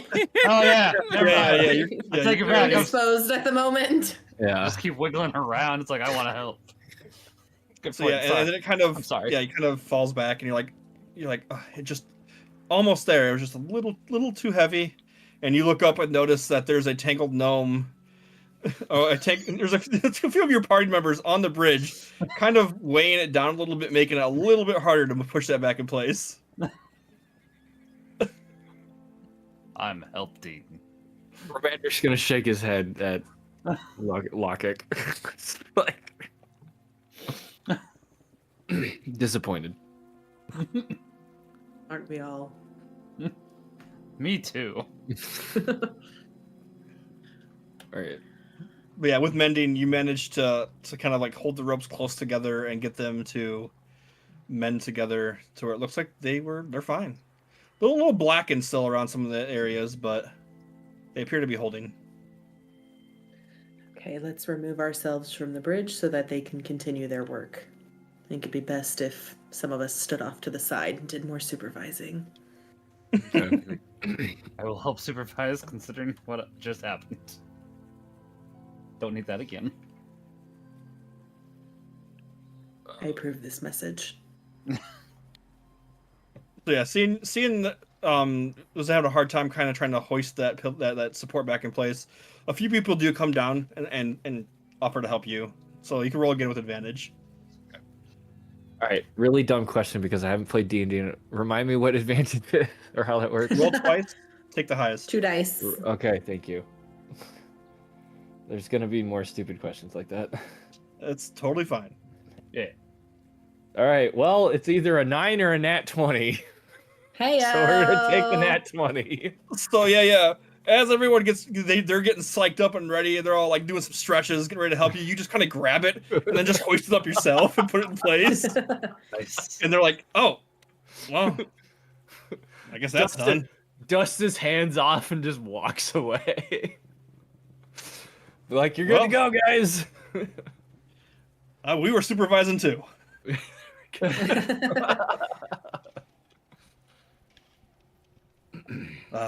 So Merrick finishes fastening, hammering in some pitons, some pittons, or whatever you want to call them, around, and the bridge seems straight enough as they start to cross it one at a time, and without issue. And that's one, like, caravan or Yeah, like one wagon. one wagon. Thank you. That's the word I'm thinking of. Yep. Yeah. The bridge seems to hold to every creak and shudder. There's a few times that it kind of makes some people nervous, but it holds as everyone gets across one by one. Beyond the ravine, the forest kind of deepens into more shadow as the trees here are getting close enough and the canopy thick enough that the sunlight is just pretty much gone. And you guys travel that way for a few hours. And it starts, and the mist and fog is pretty much right on top of you. Just before, like, it kind of parts a little, and you can see kind of like a hillside. And kind of on the sides of the hillside, you can see it is spattered with, like, just these ruined buildings that is growing amongst some, like, newer growth trees, it looks like. And kind of on top in the center is like one really big tree that's kind of growing in and around like this collapsed building of some sort. You can see it like a doorway that goes in deeper. We've arrived. We'll set up camp here for the night. The ground's firm. And we should be safe amongst these ruins.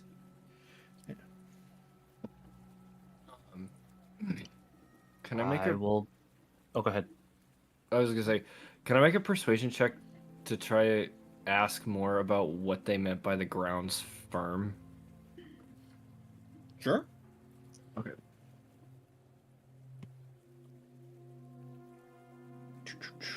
$19. Okay. Well, I mean, it's on a hill. There are solid foundations here. We could, anything that tries to approach us will have a harder time, and anything that would like dig or burrow. There are a couple of those creatures in these woods. They can't really get at us while we're up in those ruins in that hill. Okay.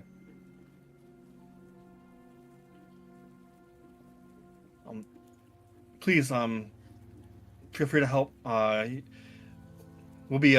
be parking my wagon over there. She kind of points near where that like giant tree is with that entrance. If you could set up your tents nearby, that would be the perfect spot.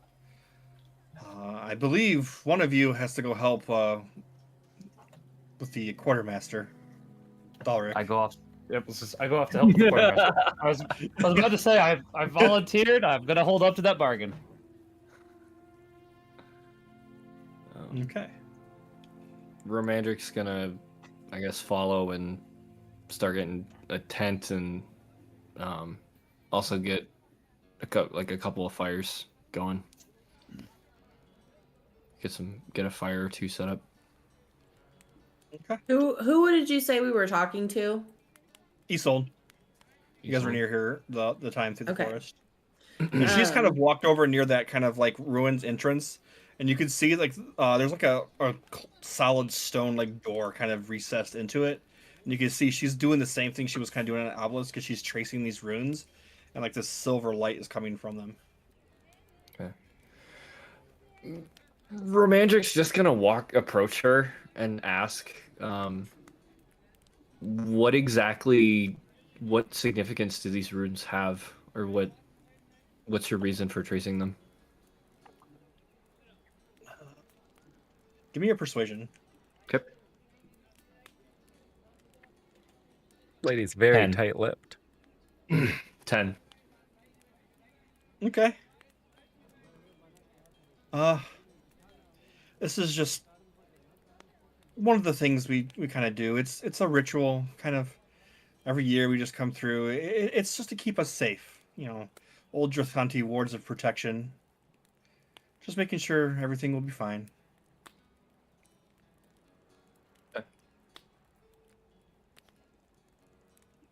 Can I try to?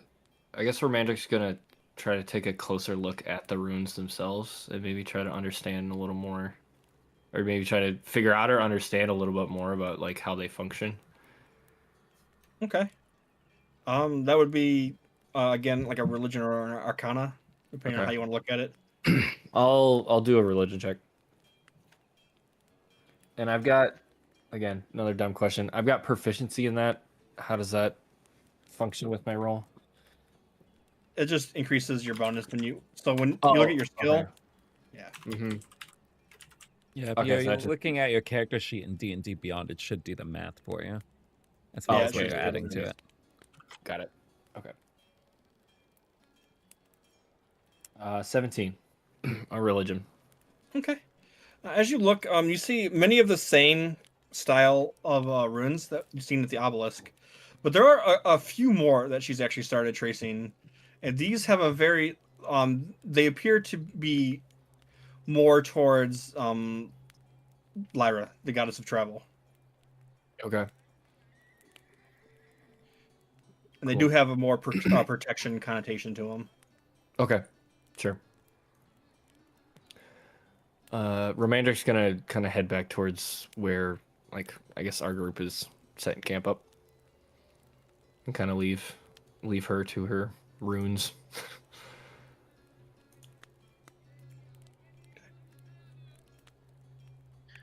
All right. Etta would like to inquire with Varen about any sort of rounds being done through the night to kind of keep an eye on things.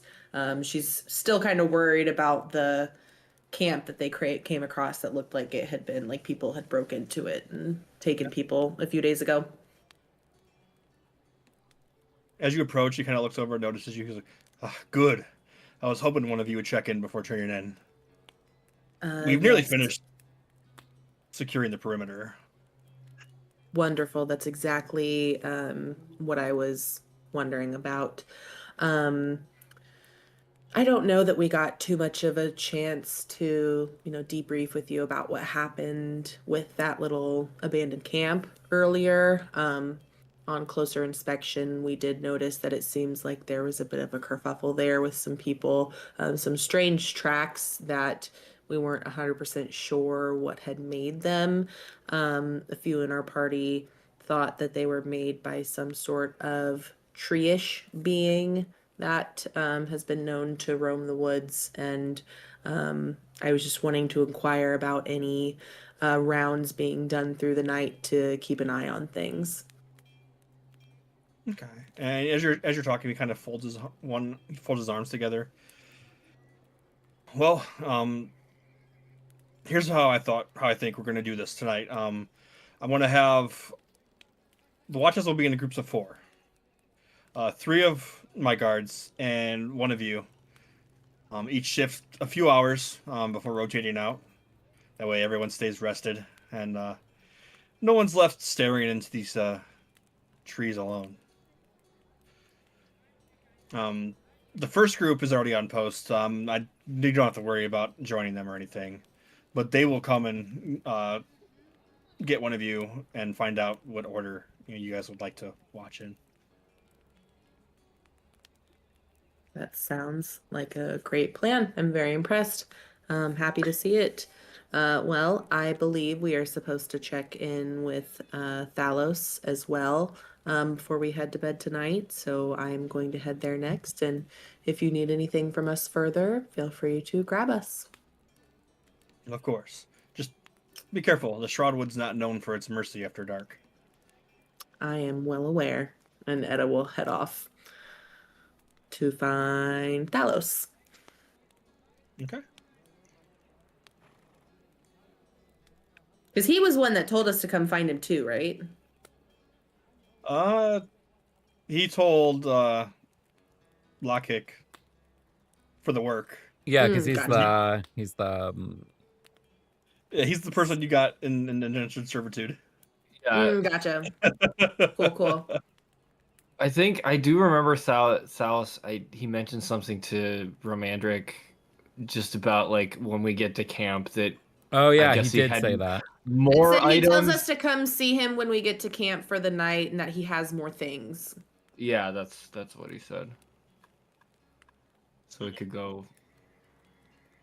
I mean, If Etta Romandric. sees just a bunch of work going on and no fun things, she's gonna dip. Oh yeah. You get there and you see Lockhick is just sweating and doing all kinds of heavy manual labor.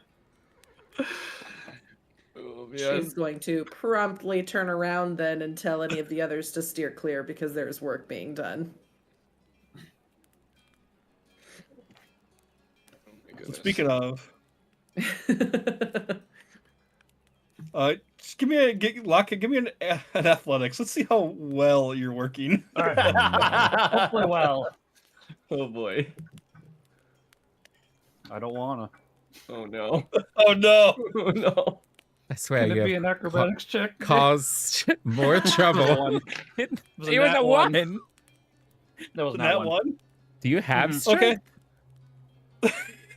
I have athletics is at 2, but I did focus on okay. dexterity. That's what. Yeah. I see. Okay. So yeah, you'll manage to finish. It'll take up until you need to go to bed. And you are exhausted, so you'll have 1 level of exhaustion. Oh no.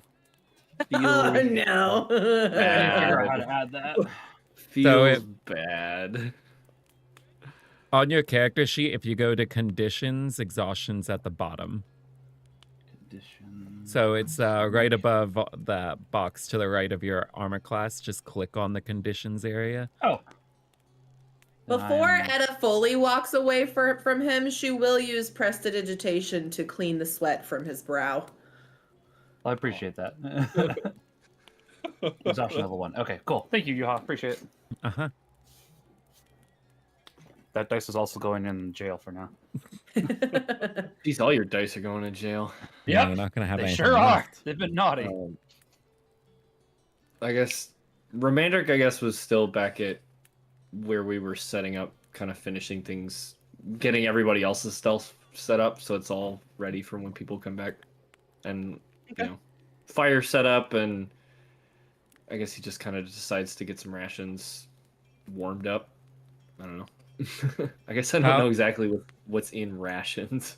Yeah, Calcifer's been awkwardly just observing everybody. Standing there in the middle, just watching everyone quietly.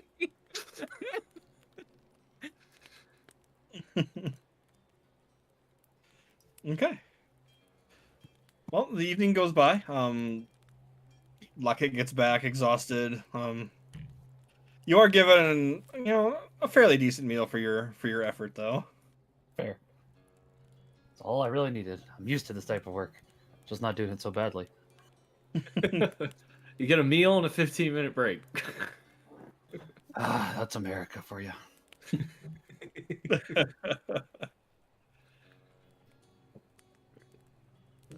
And then as night kind of settles, one of the guards kind of approaches your guys' area.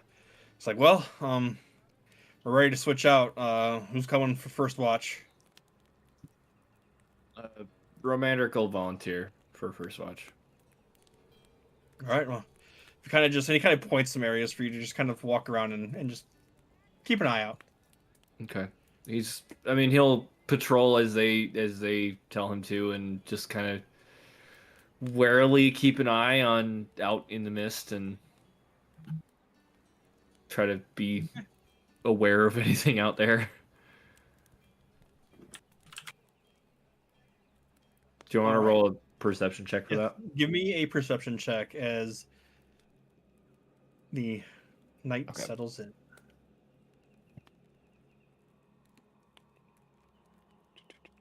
$16. Okay. 16. As the night settles thick over the Shroudwood, the campfires burn low. The air kind of has that like damp soil loam smell, and it gets like more pungent at night. You kind of hear an owl hoot somewhere, kind of beyond the tree line. Time seems to drift as the mist begins to kind of thicken and claw its way towards the camp and kind of at the edges of the hill. The owl calls once more in silence.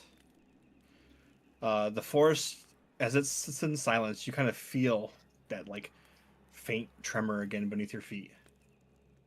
It's subtle, but steady, almost kind of like a heartbeat in the earth. Nothing's moving nearby, so it's not like wagon shifting or anything. Romandric, like feeling that this sort of like heartbeat type tremor, is going to like sort of crouch down and like place his palm like outstretched on the ground and just try to like focus on it to maybe, I don't know, understand more, and maybe there's a pattern or something to it that he can understand or potentially sense what direction it's coming from, or maybe it's all around. Okay. So you're just trying to do like another general perception, or are you trying to go more into like a religious side of it, or into like I think just a general perception for this one. Okay. Yeah, go ahead. Okay.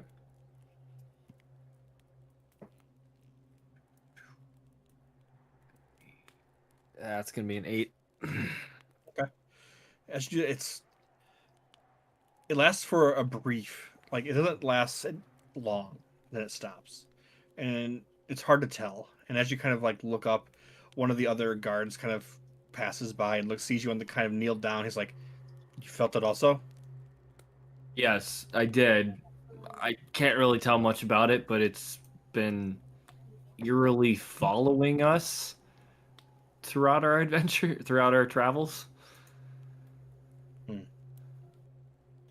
I have no idea. Just keep an eye out. Stay near the wagons.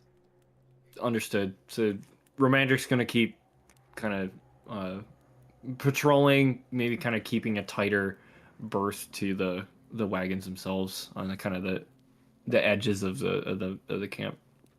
Okay. So the last hour of your watch kind of passes in like a wary quietness. You don't feel the pulse again this hour, but you do like hear like snapping branches and stuff that just kind of like almost like feels out of place and puts you on edge a little, but nothing seems to approach the camp or anything. Okay. And then your watch comes to an end as you see the guards rotate out. It's time for you to. Okay.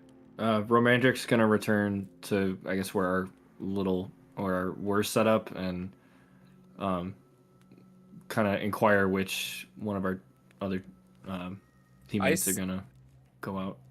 I assume we probably did If this I- beforehand because I I think think we'd we're be all resting asleep, right yeah. now. Yeah. Okay. Okay. Then. Yeah, you're all asleep. we could just who wanted to do second, third, and fourth, I guess, and we could just plan it out from we there. didn't really talk about I guess it. I was.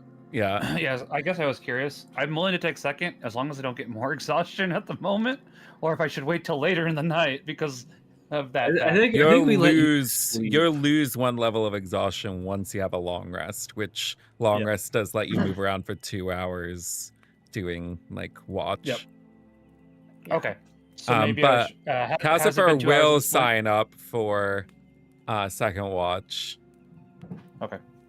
Okay, so Romandric's gonna go and wake up Calcifer, and just like once Calcifer's up, he's just gonna basically tell him like mention the pulse that was out there, and that it definitely seems like there's Oh, is he frozen? Oh, Being is out everyone there, frozen? I just don't know. So be aware and be alert. Gives you a nod. Right. And then Romandric's gonna head to his tent and bunk down. Okay.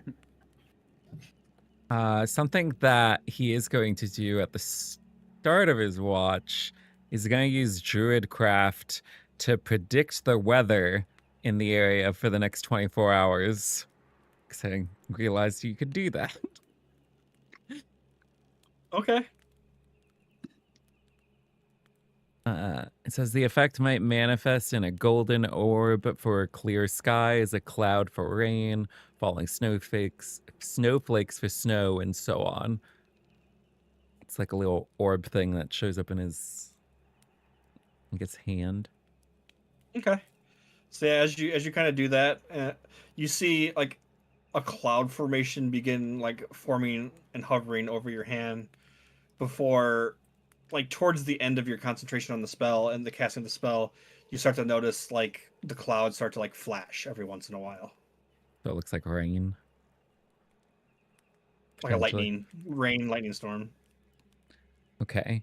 And then does he feel tremor things going on? Okay, give me a perception check for your watch. Okay. Because I have an idea. All right. That is a number 22. Okay, 22. So yeah, as the second rotation, as you get into the second rotation of watch here, the forest itself quiets. Now that we're later into the evening, the all you kind of hear, aside from the crackle of sticks every once in a while, and it's not like often. It's like maybe every 15, 20 minutes or so, you might hear something snap in the distance, and you kind of like get your attention. Uh, Other than that, you just kind of hear the muted creak of boots on damp ground and the fire crackling. You don't feel the like vibration or anything at first, but as time like begins to creep by and you're kind of a little over an hour into your watch, uh, you do notice there like slight movement within the fog, kind of beyond the ruins, like faint, indistinct shapes that kind of drift between the trees. They're never really close. They just kind of pass the edge of the camp. Their outlines are almost humanoid, but blurred, kind of like a dream. Okay. But he doesn't feel anything in the earth. No, you don't feel any vibrations. Hmm. But he sees silhouettes. Do I have anything that could be good for that? How far away are they? These forms that he's seeing every now and then? They're on the tree line, so maybe 50 feet or so. Cool. Cool. Um, I think. Are they like particularly close together, these forms, or are they kind of spread out, all of them? It's kind of sporadic. It's here and there. You don't really get a good like view of any one. Okay. One of the times when he sees at least one of the forms around, he's going to cast Entangle on the area. Okay. So, yeah, vines kind of erupt in the distance and just go wild as they lash out for anything in the vicinity. Don't really see anything caught in the vines. Okay.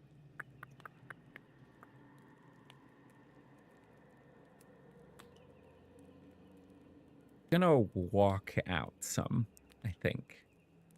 Cautiously. Quietly. Okay, give me a stealth. Okay. I realize this probably would be a good time for invisibility, but caution to the wind. Well, not caution to the wind. He is cautious. Okay, Common sense to the so wind. here's the thing. I got a nat 1 on my d20 and then another 1 for my guidance. So it was Oh boy. there's no way to get beyond that. Oh, no. It's so loud he wakes up the camp. So yeah, you as you kind of are working your way kind of downhill a little bit, you do manage to like catch a loose patch of like gravel and slip, slide, and almost like fall prone and roll kind of down the hill a little bit. And as you kind of come to a stop, you can see like 5 feet away, you see this like 4-legged creature just like shriek at you and turn and run into the woods like an opossum. Oh, okay. Just like a small animal. Oh, no. But with your passive, you do notice that this creature also has the same kind of mottled, like darkened skin that's kind of like eating away at patches of fur on it. Oh, if that's the case, then he knows this thing's dying. As it runs away, he's going to see if he can hit it with a starry wisp just to like not have it freaking like in pain anymore. And so that way it also can't spread whatever this thing is. Get PETA call on me. PETA. Go ahead and give me. The attack roll. Yeah, I Oh. don't know. Can That's a YouTube video? What do I do? Do I do a saving throw? Let's see. Starry Wisp is an attack roll. Yeah. So okay, I got a first attack. 25 to hit. That hits. Nice. And then It explodes. this is Ugh. radiant damage. And it's this is actually quite high. So wait, exploding would be bad. 'cause It's the blood would go everywhere. Take it 13 back. radiant damage. So yeah, you this is the second animal that you've killed in this game. You monster. Well, How I much mean, he's experience has putting he them gotten, out Beth? of the misery. Okay, a vet would approve. And It he's is- keeping disease from spreading. Yeah, it now Yeah. emits a dim light in a 10-foot radius, so he knows where it fell, and he's just gonna go over. Then he's gonna use elementalism to set its body on fire with using some Wanna set your So Oil. now it's an world extra on shiny fire. dead possum. yeah, he's gonna put some oil on it. Then he's just gonna use elementalism to set the oil ablaze, so that way it. This poor possum. Let's say it Put was you at all it time, was Mister? dying anyway. It was. I know. He's not a And as you do monster. that, I understand what you're doing. It's just like, oh, this guy's just had bad luck, just like the deer. and the light kind of burns brighter, and you can see out of the corner of their eye, you catch what almost looks like the shoulder of something before it disappears. Oh my goodness, everything's so lively out here. The shoulder of something. Yeah, Wait, it almost looked like the shoulder of a person, but it disappeared behind some trees.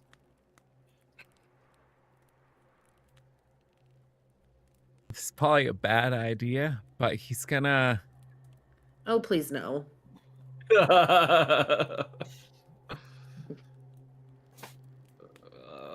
He's Walk gonna us walk out. back up to where he's supposed to be at Wait a in the minute. watch. And he's think- gonna do Yeah. things that he's supposed to. I don't think so. I have. Oh no. See, I I'm gonna have- go with meta knowledge here. I see Cap doing fingers of evil, so maybe don't do it. Well, the thing is, You can't do meta knowledge though. Your character doesn't have it. yeah, I know. in his caution for what is potentially over there, and because I haven't really played druids all that much, he's gonna wild shape into a panther to pursue, because panthers have dark vision and they're fast and they can climb. So he's coming at you panther style. I like it. That's some We're good getting planning, mixed honestly. signals. First, get rid of 2 animals. Now we turn into an animal. Got it. All right. Oh, that's a good point. What if Yuha gets infected?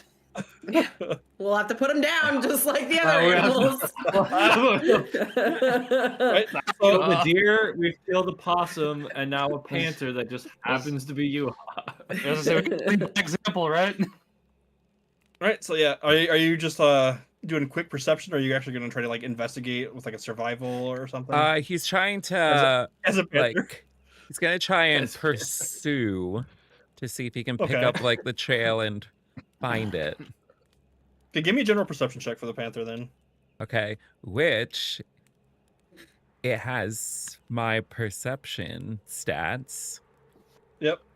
So It's got your mental stats. So nice. That means it's got a 21. okay. So yeah, you kind of caution to the wind, dart into the forest, chase around for how long you looking? Because you go about 5-10 minutes and you don't really see anything other than swirling mist. I see. There's no like trail markers or anything like that. Doesn't appear to be any trail markers. I mean, you do see like game trails in certain like areas where some smaller game went through here and there, but Okay. And no like scents or anything like okay. Sorry, I was frozen there for a second. No like yeah, for a second. scents or anything like that. No, just that general heaviness, almost that sense of unease, borderline paranoia.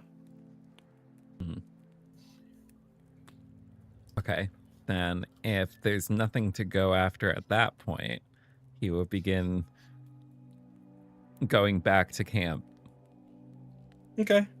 As you turn around and look and try to reorient yourself and get your bearings, I need another survival as you ventured out into the fog at night and the forest seems to have changed. Almost swirl and make you lose your orientation. Well, good thing I have proficiency in survival. So, That one. well, Well, no, this is where it's a 15. Okay. Yeah, it takes the rest of your watch, but you manage to make your way back. You do get sidetracked a couple times and like veered off in the wrong direction a couple times, but you manage to eventually get back. A great watch. Like an hour of it not on watch. Hey, as long as nobody died, murdered. it's all good, right? Yep. Killed a possum and got lost. Wait, which one is it? Edda or low kick? That would be third watch. Edda As would long have as- said yeah. to go next, so that way Locate could get as much Yeah. rest as possible before he was on watch.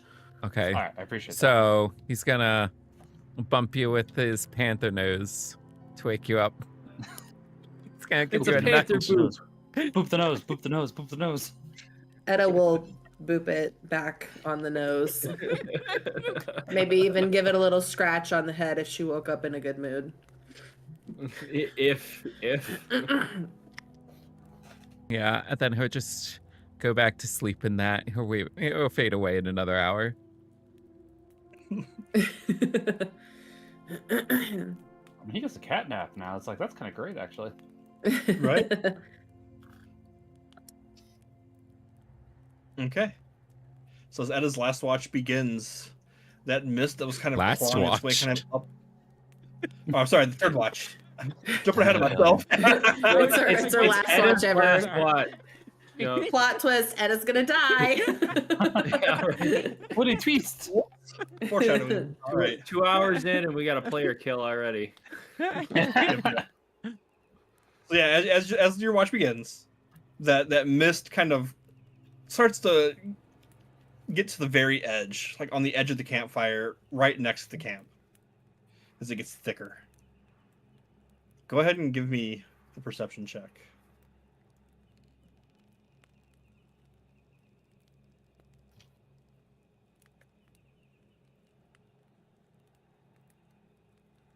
$24. No. Sorry, I looked at the wrong one. I was looking at my persuasion. Sorry. 14. Very different. 14. Yes. 14 is exactly what you needed. Wonderful. So yeah, as you begin, like maybe 15, 20 minutes go by before you hear what sounds like almost like a roaring water, followed by like leaves shuffling, and then the cracking of branches as everything starts to pick up. You kind of like it starts faint at first, but you catch it, and you turn, and as you turn and look into the ship, the mists, you kind of see shapes kind of explode out, kind of in like this aggressive fashion as you guys are getting ambushed, you're under attack, but you've noticed. You see these creatures made of vines that are curling and kind of like digging and dragging around the soil, trying to grasp onto things.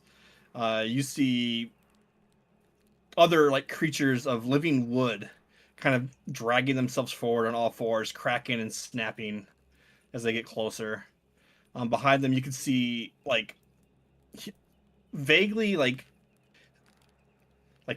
humanoid silhouettes as they're moving closer. So we're going to need. What are you doing? As She's you gonna very sound the obviously notice. alarm that they are under attack and that everybody needs to get ready to fight. All right. Since So it's been you 2 hours. shout. Sorry. I wouldn't have You exhaustion shout. anymore, A right? horn goes up. No, you still have exhaustion for now. Yeah, That's we just don't. skill checks. No, you're fine. I just wanted to double check. That's all. Sorry. Yeah, you shout. A horn goes out. Everyone gets roused from their slumber. As I need everyone to roll initiative. All right. How much time was that into Edda's watch? Like 20 minutes. Like 25, 15, 20 minutes. Yeah, I was just trying to gauge if Calcifer would still be a panther or not, so he would be. Which does actually give him a higher plus to his initiative, actually. Oh, You're a 22. panther. What dice is for initiative again? D20. D20. Okay. And I got a 22. Are we, for the exhaustion, are you using the 2024 rules or 2014? I was just going off the original. I'd have to review the newer ones. The newer one is just that you have a -5 to your speed, and then you deduct 2 per level of exhaustion from all D20 rolls. Fine, we can do that. Okay, so what was it? I just take off 2 from all D20 rolls, and how much from speed? 5. 5. Okay, so I'm 35 at the moment, and then with that, I'd be at 20. So okay. All right, so I guess I rolled an 8. Ooh. I better note. So Romander got 8. Calcifer got 21. I got a 7. All right, Two very different ends of the spectrum. Right. You said 21 and 7. Okay. So then the panther, as the horn blows and the shouts go out, you're the first one to rouse from slumber. You take a quick look around, and you can see there are tree-like creatures working their way in towards the firelight at a kind of just trying to point them out to people. Okay. I thought Lokic got a 22. Did I write that down wrong? Oh. It was 22, but it's 20 with the -2 disadvantage. Oh yeah, right. Okay. Cool. All right. Okay, it's cool. How tall are these things, real quick? Sorry. Are they like 5 foot or They something? vary between 4 to 6 feet. Okay, cool. So he's gonna move. Well, let's not move too close here. And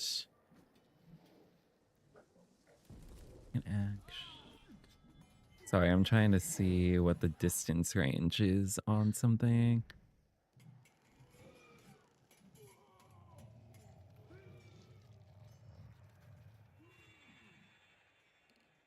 Movie.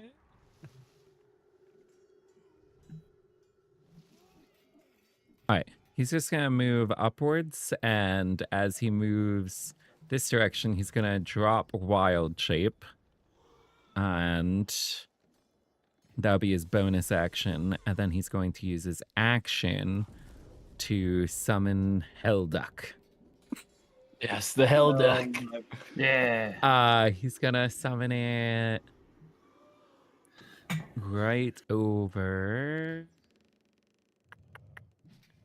Everybody within... Creatures within 10 feet. Okay, he's going to summon it right here. And so creatures within 10 feet of Hellduck need to make a dexterity saving throw. Does that include me? I was curious about that. Yeah. Well, I didn't realize you were there. Can I say that I actually summoned him? Oh, wait, you're so close to everybody. Well, you know what? He can fly. Here? No, he can fly.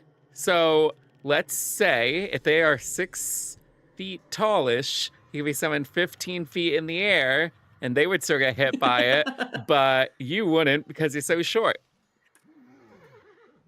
So you're 15 Love feet it. in the air. Yes. So he's flying. He's coming in flaming. She's ducking from the flame. And they're getting hopefully a little bit burnt. I'll get burned. Okay. I'll get burned. Jose says hi, K-Max. And the Who says hi? DC for their... Jose? I said, who says that? Go ahead. Sorry. But the DC save is 15 for those two. That's dexterity, you said? Yes. Okay. So first one fails. Nice. Sorry. It's 2. Pass. And then pass. Okay. So the bottommost one fails as you watch the fire. It takes like the brunt of the fire. Cool. It would take 7 fire damage. Okay, and you watch as the fire burns into this creature, and it seems to screech and cry out in pain as it does not like that. Nice. He is pleased by such a thing. And then Hellduck's gonna move away. I didn't see if it rolled its own initiative, so I assume it just goes on your It turn. goes after you. I can give it commands as a bonus action, but I can't do that right now because I would have used my bonus action and go out of that form. I'm just checking to see if I can make it move because it by default, the only action it would take is... Oh, okay, so it would just take the dodge action. So it's currently dodging 15 feet in the air. And that'll be my Dive turn. and dodge. Okay.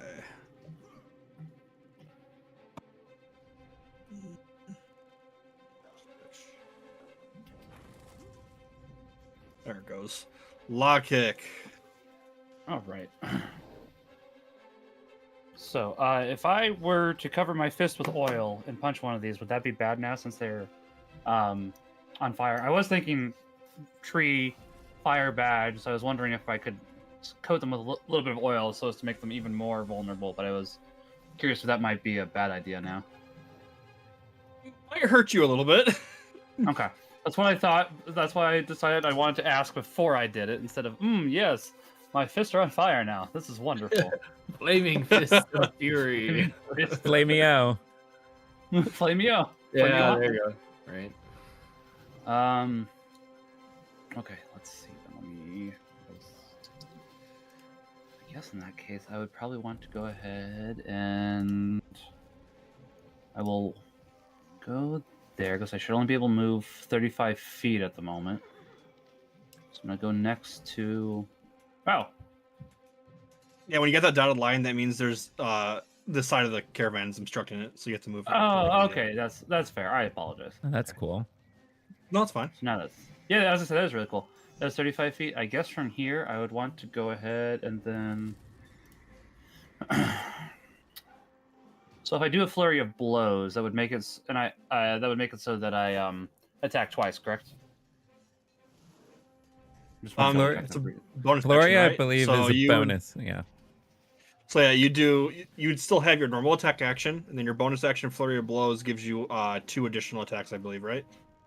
I believe that's correct. I saw it earlier and I read it and I forgot it. So Yeah, I'm we are trying to level find it again. 5, so you should have 2 attacks by default. For Oh, yeah, one so yeah. action, you should have 2 That's what I attacks, so thought I then read. you could do Fury of Blows for a bonus action. So you could punch them 4 times. Yeah. Okay, I will punch them 4 times then. I think I have to use a focus point, so I'm going to mark one of those down. So I'll do 2 normal attacks and I'll do a flurry of blows afterwards. So Punch the wood. Actually, this one's like writhing vines. So let's see, that would be 4 d20s then? Alright.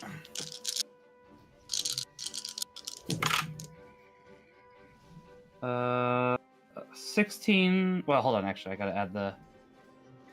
Whatchamacallits in. The modifiers. So I got 16, 10, 5, 4, which would make them into. Where did my character sheet go? There it is. Okay. Double checking. Hit DC is +7. Okay. So that would go ahead and be a 17, a 23, a 11, and a 12. All right, 2 hits. 2 hits. Okay.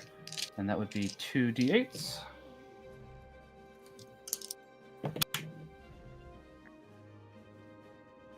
Well, that could have gone better, but that's fine. Not much I could do about that. So that would be 2 5s, so 10 total. All right. And you notice that with your bare fists into the side, into the vines, you do damage and it does hurt them, and you snap some vines and whatnot. But you feel like you could have done more. Interesting. Okay.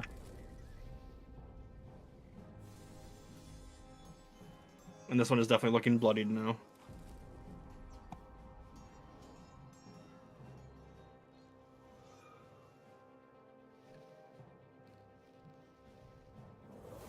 Does that mean it's leaking sap? Yeah, Yeah, it's like sure. leaking this whatever dark whatever it liquid. constitutes as blood.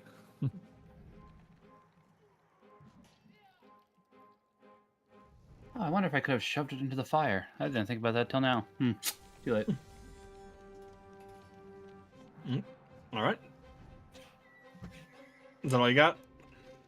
I believe so, because I don't have any other actions left, so I couldn't, like, step back a little bit, correct? Um, I think you used up 35. moved Provoke an attack of 35 feet, opportunity if you yeah. did. Okay, then I'll stay right here then. you're out of movement anyway because of your exhaustion. That's true, yeah. Let's see. All right. Oh, I could disengage, but too late now since I'm out of yeah. It's okay. All right. Oh, there's a lot of little There we are. figures up there. I didn't notice this lineup of things. Yeah, there's, Yeah. it's like there's a whole bunch of them.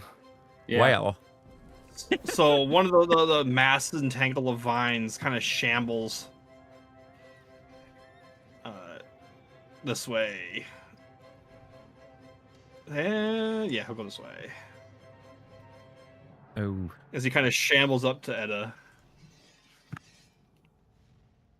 And this massive tendril slams down and gets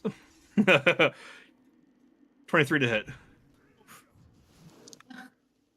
Rude. Calcifer is going to Or- use a reaction to do silvery Okay. barbs. Bad plant. Oh, bad plan indeed. 14 to hit. That does not hit. So yeah, this silver light kind of distracts it for a moment, and you dodge out of the way. And he will give Edda then advantage. Nice. Thank you. Thank you. All right. This one kind of moves forward and scratches at the guard. Misses. This one's gonna turn to Lockkick, and try to return the favor as it tries to Okay. lash out at you with tendrils.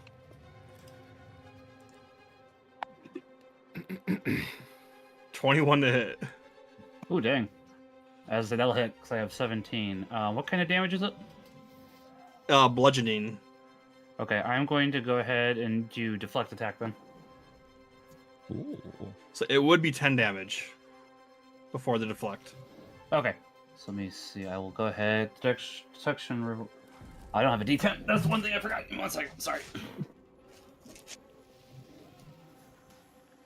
I know I've got one in here somewhere. I don't know if I've ever used silvery barbs. That was fun. I'm excited to have advantage on my next turn. I know how nice it is as a rogue. Oh, there's a D10.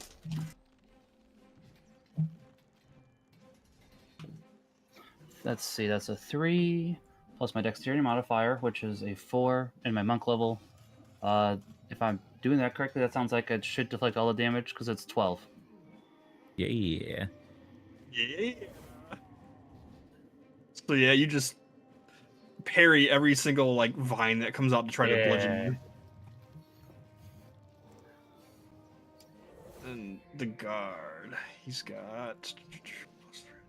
Okay, so he swings at the little, like this little bundle of like thorns and twigs in front of him. All right, and he manages to hit.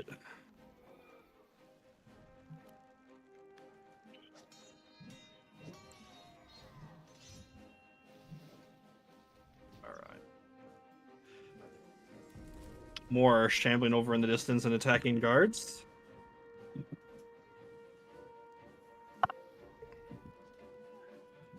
You watch as this guard takes a nasty hit. Oh, nope, that's the wrong guy. This guard. And he's not looking too good.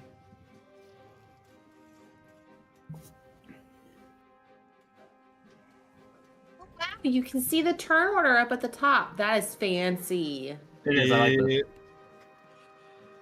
He misses. All right.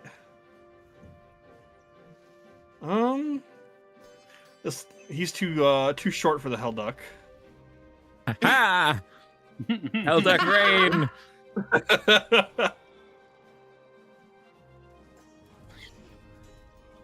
Hellduck He is goes to- superior monster. He goes a swing at Lockkick. Oh, okay.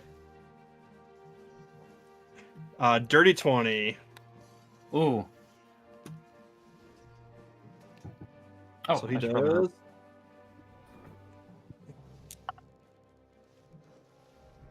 Pocket's just having a time of it over there.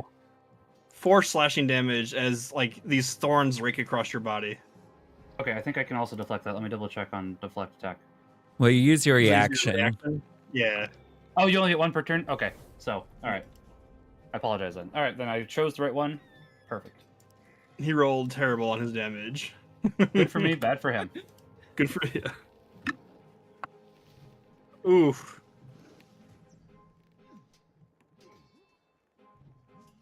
That guard's looking real rough now over there. Oh, it's just jaunty guard. It's none of the named ones. It's fine. Yeah, he's a red shirt. It's everything Yeah. is fine. So that guard, you see, he's getting attacked from almost all sides, and he's not looking too good. And then this little like goblinoid creature comes screaming out of the woods. And it's a goblin. And you can see his skin is covered in this like the same stuff that was on that deer and that opossum. This like the molted like blackened just gunk.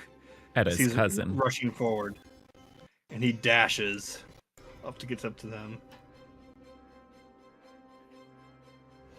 Ramandrick.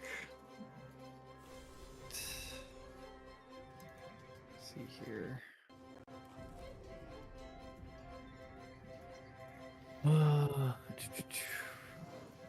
right, so I can move. 30 feet. That was fine. I forgot I had drunken technique. I could use it earlier.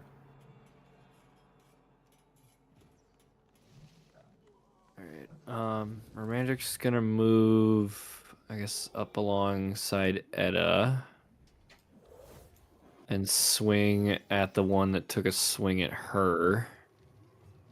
With his great sword. Okay. Maybe. All right. Roll.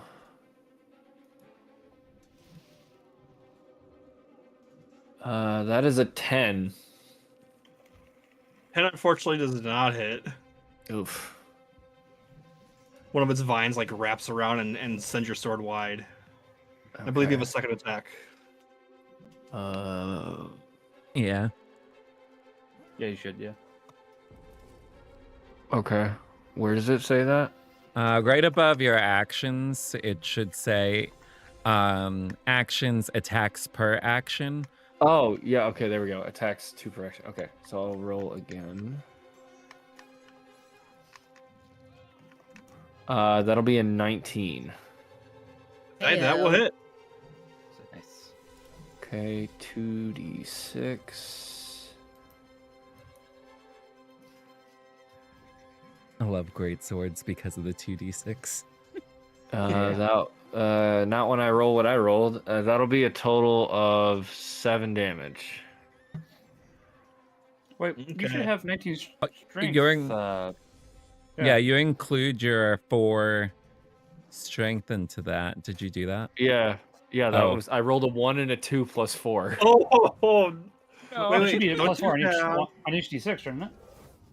Huh? No, Or- it's No, just it on the says attack as a 2d6 whole. plus I 4. apologize then. I apologize. Yeah, then. so no, it's still 7 damage. I just rolled Yep. shit. Remember, you have Yeah, that's on me. It's been a while since I played, so I apologize.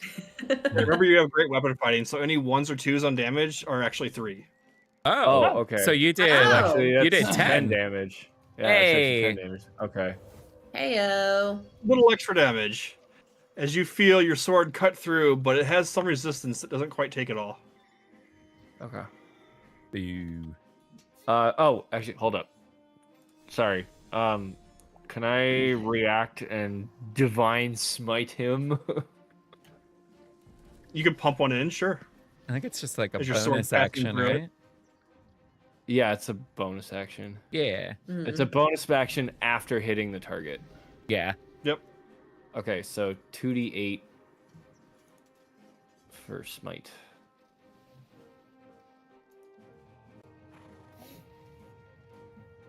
That is a total of 14 smite damage. Hey. Dang. This one is now looking bloodied as this dark liquid is oozing from parts of its body. And I think that's all I can do. All right.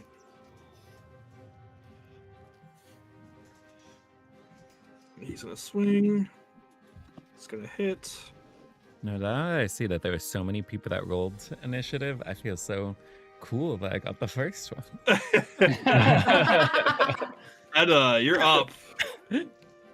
Okay, Edda would like to try and climb on top of this carriage over here if she can. Okay. Is that a thing she can do? Yeah, you got enough movement. Give me an acrobatics as you're trying to climb up hastily during fight. Which you will have to Oh, she's use. going to disengage first so that she doesn't take an attack of opportunity. Oh, I thought this thing Okay. was dead. Did I miss? Oh, I guess it's still alive. No, it's just bloodied. I'll go ahead and Oh, I it see. won't let me get on top of it. But Cassie, keep in mind your silvery barb's advantage is used on your next roll. So if you do it here, you can't use it for attacking. Oh, okay. Yeah. So Well, if you want to then- gain the advantage on the attack, you want to attack before you climb. Yeah. So she'll. Oh, I don't know what I just did there. oh, not minus 15. Let's give you plus Into 15. the There you go. abyss. You're under the ground.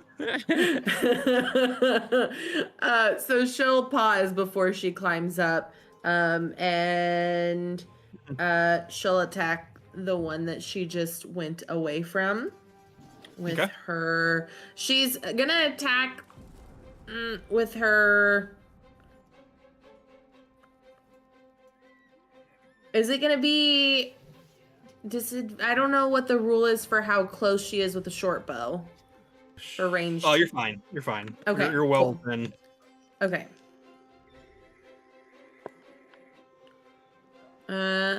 So that is 23 to hit. Hey. That hits. Yeah, you have a distance of 80 in your normal for a short bow. So then, okay, I wasn't sure if there was like a proximity issue, or if it was just like melee itself that caused disadvantage. Where is my sneak attack? Okay. It should be 3d6. So- Yes. I should have just asked. I knew, should have known that you would have known. So that is going to be 1, 2, 3, 4 d6 of damage.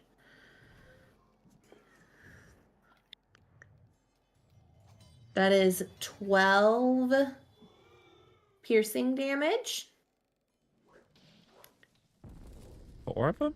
And I said with 4 oh wait, of them? I forgot to add. That is 18 piercing damage. Sorry, I forgot to add my bonus on top of that. I did roll a 1 and a 2 on 2 of them. Oh. And then she is also going to use. Maybe that's in her actions. Her Wails from the Grave.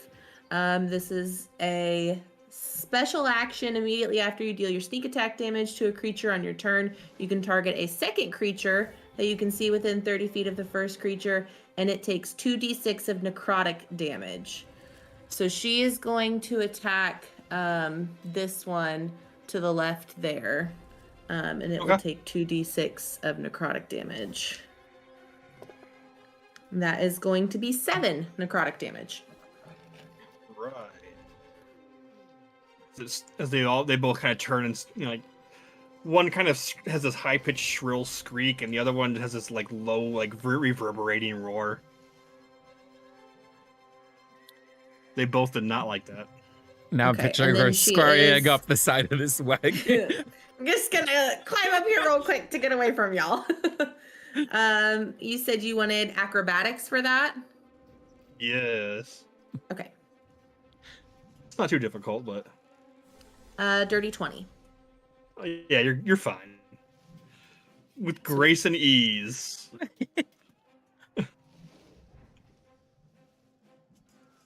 Okay, that's all she's got. All right. Another one of those weird goblin creatures comes screaming out of the forest and dashes.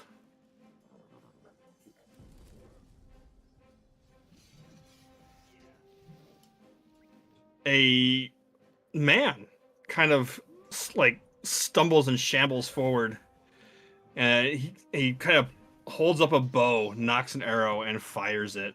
As you come from a distance, you do see that his like half of his face is just covered in that whatever that disease is.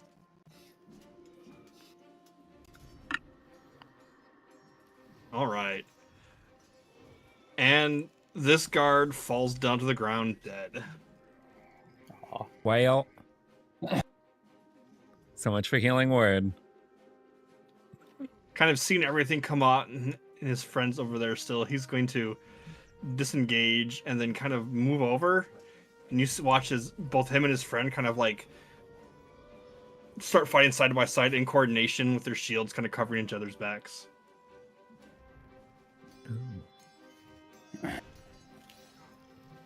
And then another comes dashing up.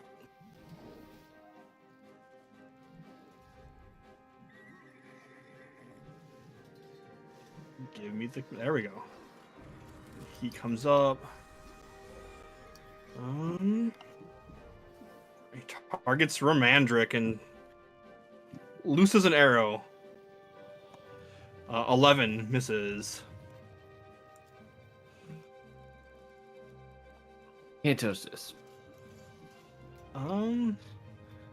Romandric's the one that kind of flashed with bright light. Yeah. All right, 19.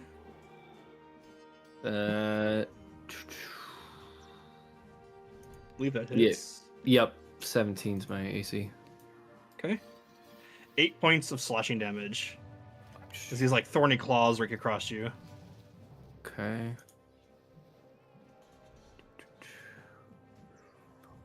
Calcifer's up. Okay. So he's gonna use his bonus action to have Hellduck fly to him. Wait a minute. Why can't I select? What is happening? Token control. Is that it? Okay. Nope. Why am I not selecting? Are you in What the top token? left?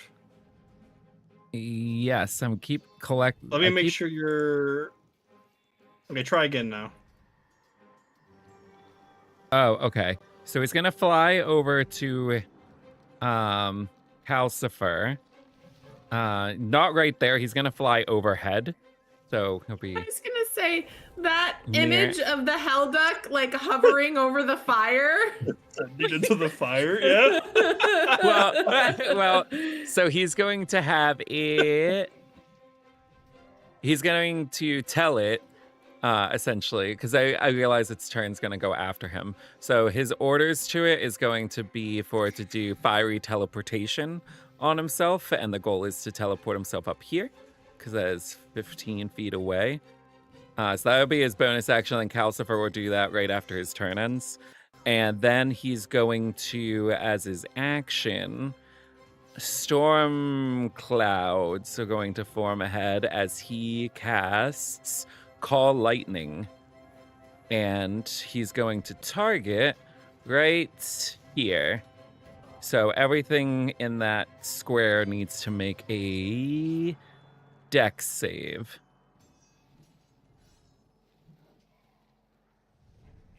Which square again? Sorry. This square. So okay. Makes sense. Yeah. going for the highest damage potential. Yeah, the guy's Like already say- dead, so. Yep. You ain't getting any better. You're like, thank you for dying. You made my choice for a location very easy. So the goblin-like creature fails. Ooh, the southern thorny creature fails. Oh my gosh, I am rolling amazing. Fails. I might use a dice jail. Pass. So the top one passed. Okay, so it's gonna be 23 thunder, or I think it's 23 lightning damage to those that failed, and then half for the one that passed. Okay.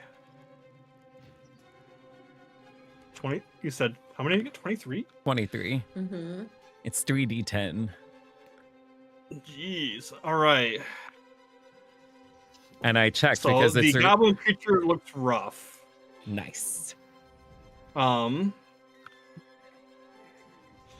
Both of the twig twig thorny creatures explode as the lightning strikes into Hey, them. And you watch as they explode, this like dark liquid gets tossed everywhere.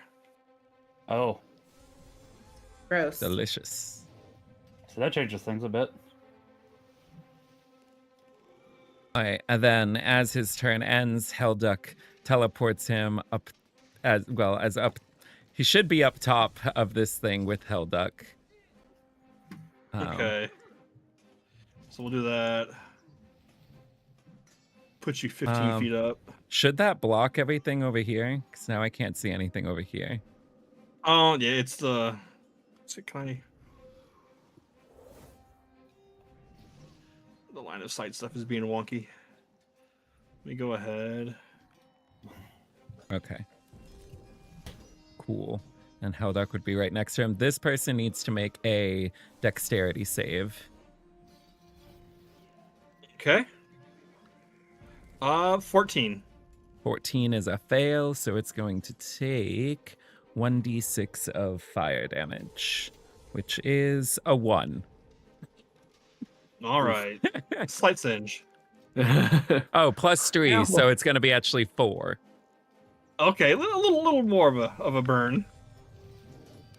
There we go. And that will be his turn. Okay. Yeah, Actually, we'll he'll- put you he'll- on. Oh, okay. Yeah, he'll walk over on this side, so Helduck's just floating right above him.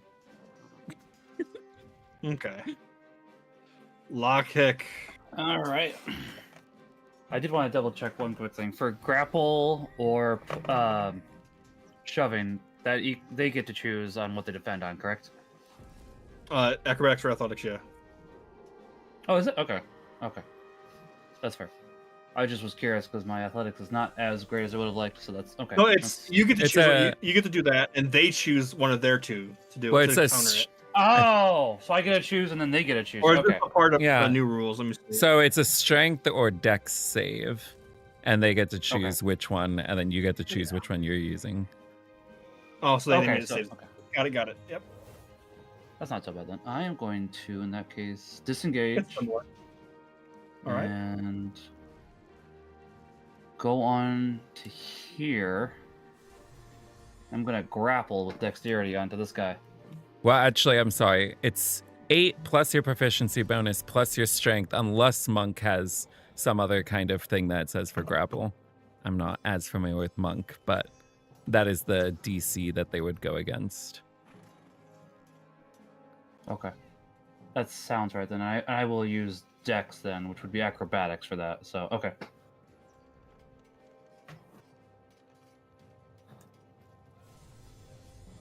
Well, that could have been better, could have been worse. Let's see, but it's with proficiency as well, so okay. Let's see, 7 plus proficiency, Well- which is 3. Oh, go ahead, sorry. Well, you don't roll. They roll against a DC of yours. Oh, okay.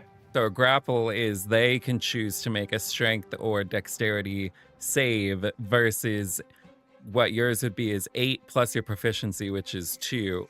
All right, I'm sorry, 3. So that would be 11 plus your strength modifier.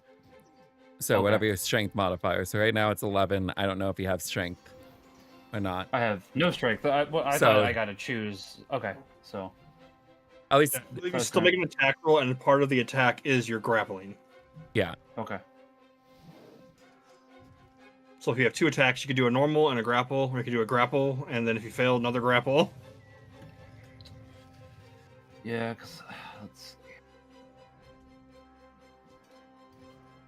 Yeah, because I was kind Or of a trying to push grapple them on into the. I was trying to push them into the fire. That's why I was thinking. Oh, well, I Yeah, mean, in yeah, theory, just you roll could to just hit do 'em. a shove. A shove is also an Okay. option that's with an unarmed, but it's going to be the same DC that they'd be going against. Yeah. So it's going to be a DC of an 11. Yeah, and that's the problem. I was hoping that I could move around that with dexterity, but obviously that's not the case, which is fair. So, okay. I guess I will go ahead and probably just fail that grapple and do a regular attack then. So I got 7 plus, let's see, proficiency plus strength. So that would be a total of 9. So I'm assuming that they succeed that one. That was 9 to hit it? Yeah, because I was say, oh, You're rolling a normal attack roll to hit it, and then Yeah. as part of the hit, you grapple. oh, okay. I misunderstood. Okay, then I'm going to So roll a instead of doing normal- damage, you're doing a grapple. So it's still an attack roll either way. Okay. So yeah, then which would mean okay. Yeah, so that would be 9 for that one, and then I guess I'd do a bonus action afterwards for just a regular unarmed strike. So I'll roll that one too. Then. Okay, and that is a 15 for the unarmed strike. 15 hits. Okay. I'll roll the damage for that one then. And that is better this time because that is 7. So, okay. All right. I'll just try to grapple it next turn then. All right. Yeah, your fist crunches into this one, and you hear snapping bone as it Okay. it screams in pain.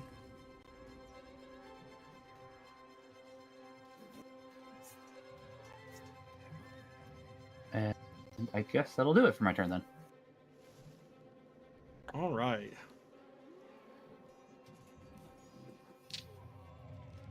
This one kind of shambles over.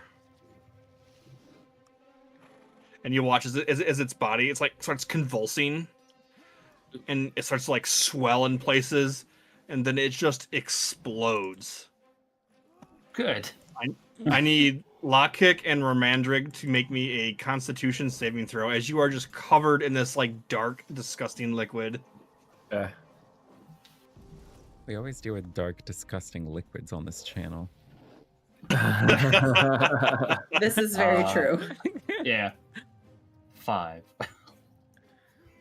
That fails. Yep. 20. Yep. I was. 21. Blackjack. 21 that Hey. passes. I rolled a 2, so Oof. So you take 9 points of necrotic damage, and your speed is reduced by 10 until the end of your next turn. Gross. Well, for you, that's only 25. That's not too bad. is there a way to distinguish necrotic damage? It's just the type of damage. I don't think. Do you have like resistance or anything to it? I didn't see any. No, so. no. I just wasn't sure if that made a difference. That's why. Sorry. Nope. So it's just. It's just the type of damage. It's just. Okay. But you know, this is like it like eats away at your vitality. Okay.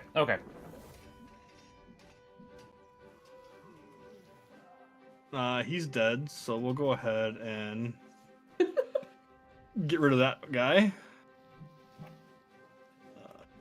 Dead. He's still alive. As he's gonna come over here and start trying to like jump up and claw up the side of the wagon, which stays at the bottom for now.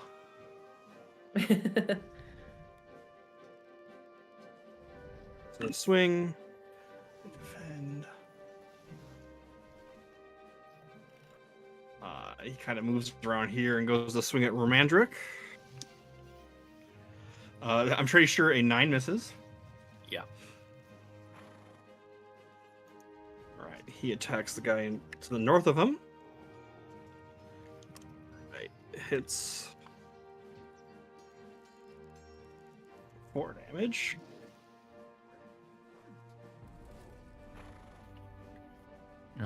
He's still barely alive, or he's still alive, so he kind of comes over here, and now the 2 guards are kind of trying to fight a bunch of people off.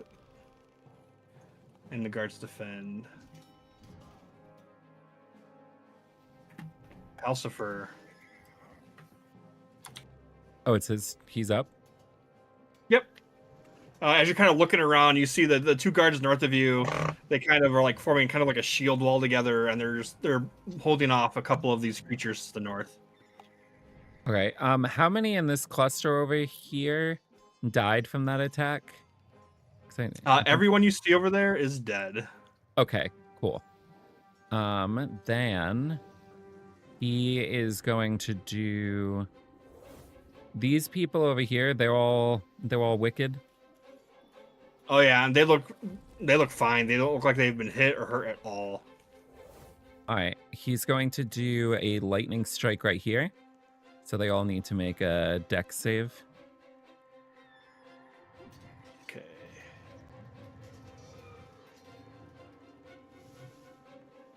Ooh, nat 20 on that one. Fail and pass. So the goblin takes full damage, the other one's passed. Okay, so that's going to be... That's 17... 17 or half. All right. So the goblin's looking bloodied as he's starting to ooze, and it's not like the normal color for blood for a goblin. This is definitely the same as what's coming out of the plant creatures. Okay, and then for his bonus action, he's going to order Hellduck to send a flame egg at this goblin here. Flame egg. Yes. So it So just that's- turns around and points its back end at the enemy. Pops an egg out. That is a 26 to hit. That definitely hits. All right, so that is 6 fire damage. All right. This one's starting to bleed and ooze that gross-looking liquid. Which one was it? The one just one. north of Lockhead. Okay, that's what I thought. All right, and that's his turn. We'll take you off of the order.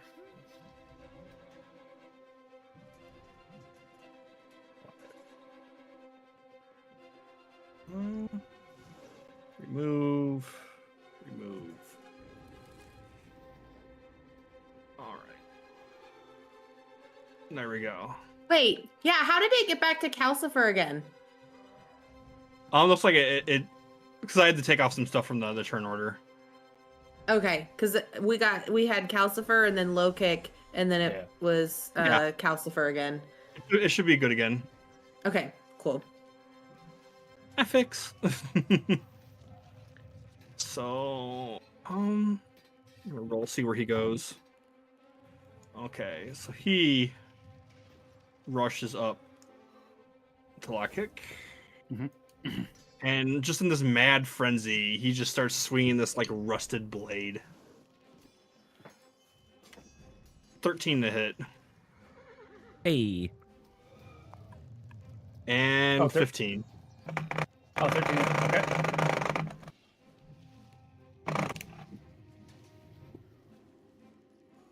All right, so yeah, 13 and a 15 to hit. So They they both both miss. miss. It's like, Oh, gotcha. Sweet. Okay. Oh, I see now. Yeah, yeah. I understand. Okay. All right.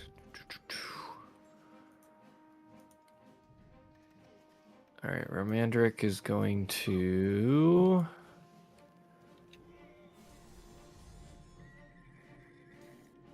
I guess I'm trying to, just so I understand, I'm trying to make sure how many times I can use Divine Smite.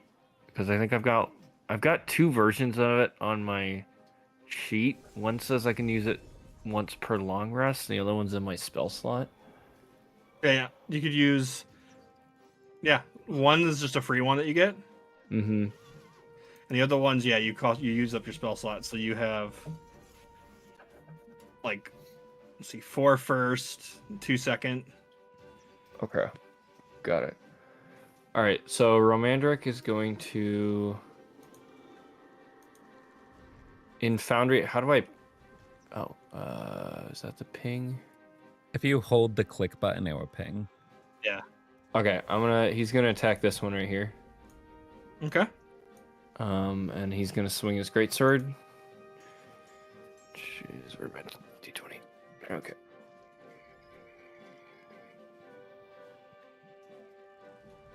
And that is a 26. That definitely Hey. hits. Okay. And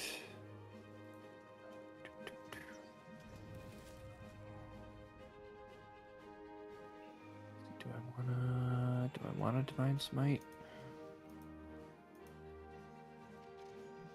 That's always the question of the paladin. Yeah. Do I want to divide smite? To smite or not to smite?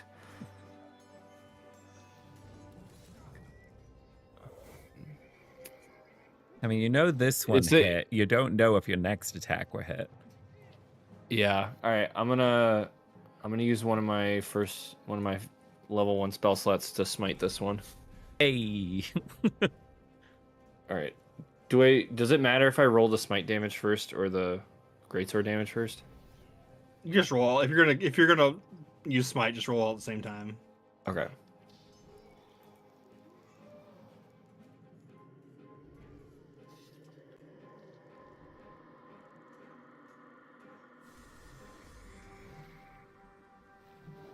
All right. So I got the greatsword came in with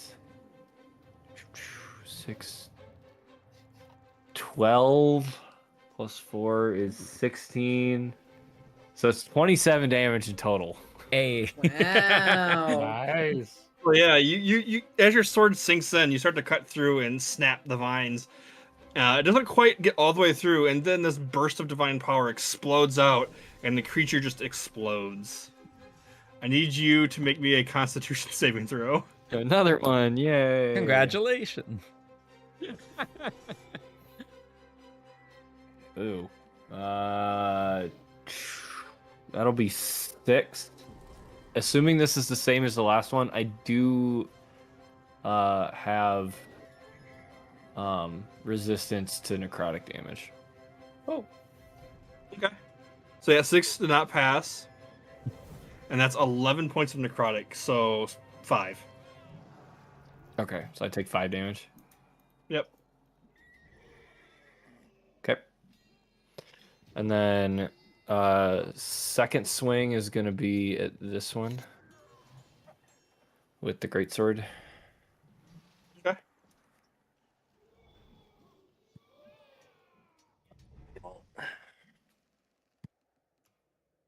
That will be 18. 18 hits. Okay. Geez, how many more of these things do we have left? Fair amount. You know what? We're gonna smite this one too. Heyo.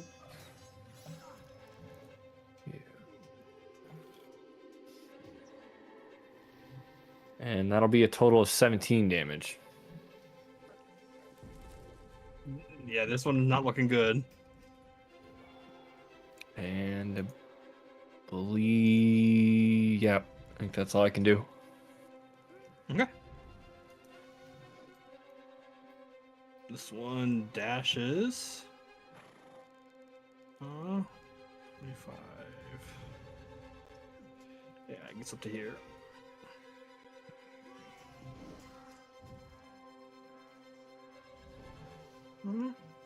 Up. It should be on Edda. Edda's up. Okay. She is going to shoot.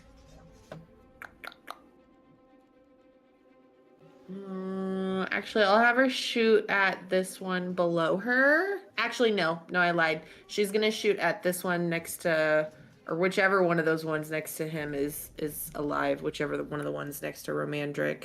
I could. You don't see the.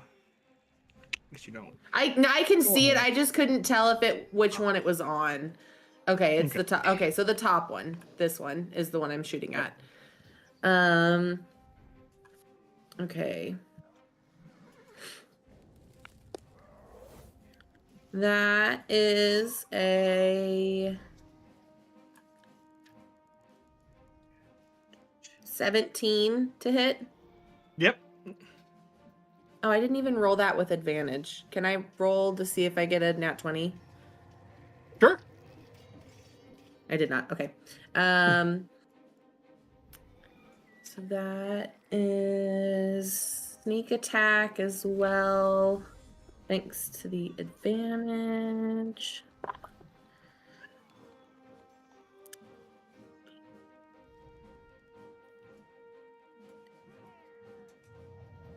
$19. And then she's going to use another Wails from the Grave at the one below her. So that one will take 2d6 of necrotic damage.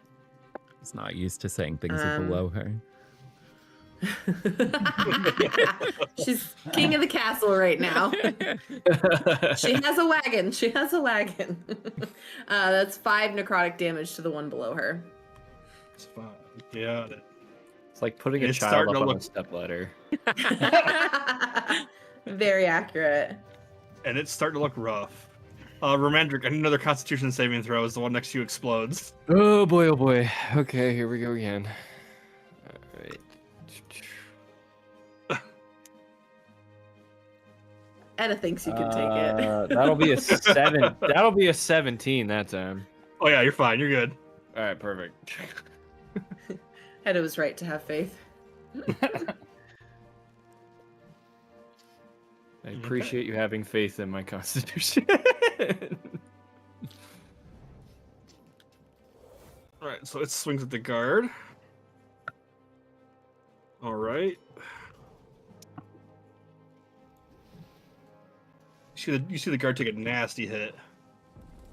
Oh. He's a.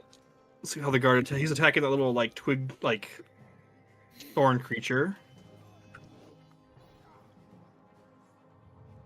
which dies and explodes. Less A. Hey, oh no! We're gonna And the have to guard torture fails. those boys. Oof. Like killing a bunch of pinatas Right? with Mm, necrotic nice candy diseased inside. pinatas. Yeah. Ugh.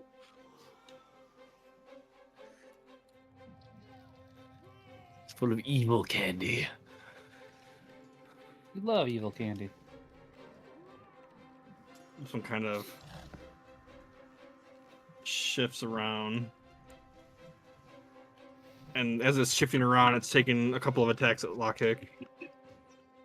One misses, and one is a 23 to hit. Who did? Yeah. Well, my guess is it's bludgeoning or something. This along the like lines of- nasty, rusted-looking blade slashes across you and deals 8 points of slashing damage, Oh, so cool. and nice. 4 perfect. points of necrotic. I'm gonna at least deflect the slashing. So let's see. Reduce the total. Let's see. Okay. 1d10.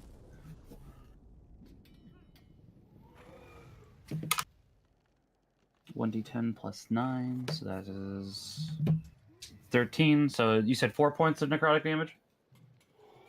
Yes. Okay. I want to redirect that because I was gonna say I have. Well, I guess that wouldn't technically be the total damage down to 0 due to necrotic. So Wasn't. Okay. Oh wait, no mind. You're right.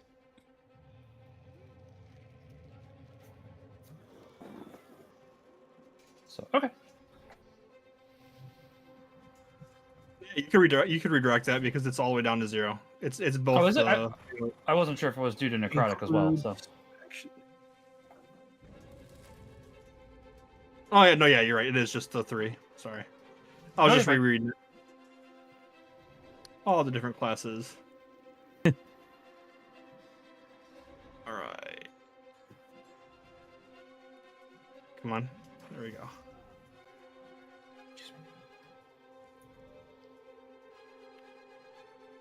Okay, who's all together? This one kind of moves off to the side a little more. He pulls out a few arrows from his quiver and knocks them all at the same time, and fires off a volley. One against Calcifer, one against the Hellduck, Oh, one hell against Lockkick, one against Romandric. No. Oh, he is jeez. angry. Someone They look like So- Pent paint up. cushions. So Hellduck is 23 to hit. Okay. I know I could Silvery Barb's one. I just want to hear out the. It's a little. So yeah, Hellduck's 23 to hit, and that is 14 points of damage. Okay, Helda can take it. He's got 30 health. So 14. Yep. Alright. 14 to hit Calcifer. Hey, it actually misses. 15 for Lockkick. Oh, sweet. I'm at 17. Let's go. And then 21 for Romandric. He will Yep, that hits Silvery me. Barb's not romantics. okay. Romantics. Romantic. 21 to hit Romandric. Again? That was the... I Oh. rolled higher the second time. Oh, Oh. jeez. Oh no. Ow. With rolling with disadvantage? That's crazy. Yeah, the lowest was my first roll. Oh my. So... I'll give you, that's- you advantage again, Etta. Thank you. That's 9 points of piercing Okay. and 8 points of necrotic. Ooh, Is that with the resistance reduce? Oh no, 4 then. So it So, should be 13 total. 13 total. Okay. Oh, yep. That hurt. That hurt. Calcifer's up. All right, so Calcifer is going to do a lightning strike right here. So these two, because these two are both alive, yeah? Yep. Okay, so they both need to make the save. Oh, top one failed. The bottom one got a 13, which I think fails too. Yeah. All right, and then that's a 14, 19 lightning damage. Okay. All right. So I need Lockkick for 2 Constitution saving throws. They both die. Oh no! Oh, this is brutal. I'm doing my part. I got a 16, if I'm looking at it Pass. correct, and a 9. Let me double check that one. Oh, 9 unfortunately does not pass. Aw. Oh, I rolled. So 5 points in necrotic. Okay. Okay, then looking at both Lockkick and Romandric, they both look a little bit rough. He feels like Romandric can probably last another round or take care of himself. So he's going to do a healing word on Lockkick as a bonus action. The only one near you is the goblin right now. Everyone else near you is down. Or except for the ranger up here. Yeah, but, you know, he's got a bonus action. He might as well just go ahead and Which I appreciate. do that.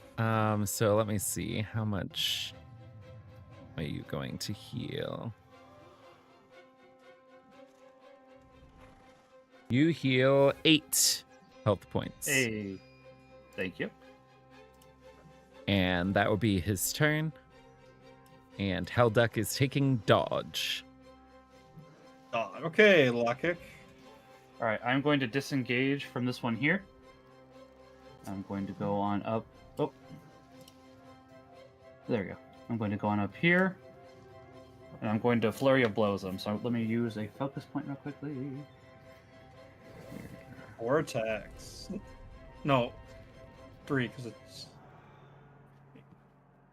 Well, he Yeah, I has think his it should be 3. Wait. Well, no, it Yeah, should no, be yeah, 4 once because you you have make your that attack. action- You have 2 attacks yeah. with your attack action, and then Furies of Blows would be 2 more attacks. So you might want to do Okay. your attacks against him because he's already taken lightning damage, and then see if he goes down or not. Okay, Before okay. using key I'll go ahead. points. Yeah, That's fair. I will go ahead. I will go ahead and do that then. So I'll do 2 regular attacks. I don't think either of them hit, unfortunately, but let's find out. Let's see. It's +7, right? Let's double check. Hold on. That's great. So I got an 11 and a 9. Unfortunately, both miss. Okay. Then I'm going to Flurry of Blows. Let's see, features. Monk's Focus. Flurry of Blows. Usability. I know I just used it. And then I'm going to go ahead and go on here to make sure I mark it on both sheets so I don't forget. Okay. Let's go ahead and try this again. 1 probably hits. 18 plus 7, which is a 25.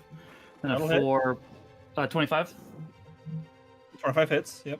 All right, and then the other one is a 4 plus 7, which is an 11.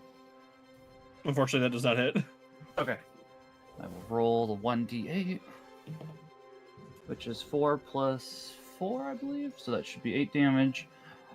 That is correct. I am also going to go ahead and use my Drunken Technique so as to disengage and move 10 feet until end of turn. So I'm going to move right to here. Just drunken stumbles around, like through the fire, but around it somehow. Yeah. Yeah. Masterfully. Alright, he's going to attack the Corrupt Ranger. Alright. And he kills this guy up here, who just falls to the ground dead. This one does not explode. Oh. Lucky duck. The Mind Guard misses. This one's still gonna try scampering up the side. Aha! This one manages to get up right next to you Rude. and starts slashing at Edda. Oh, excuse me. 19 to hit. Yeah. –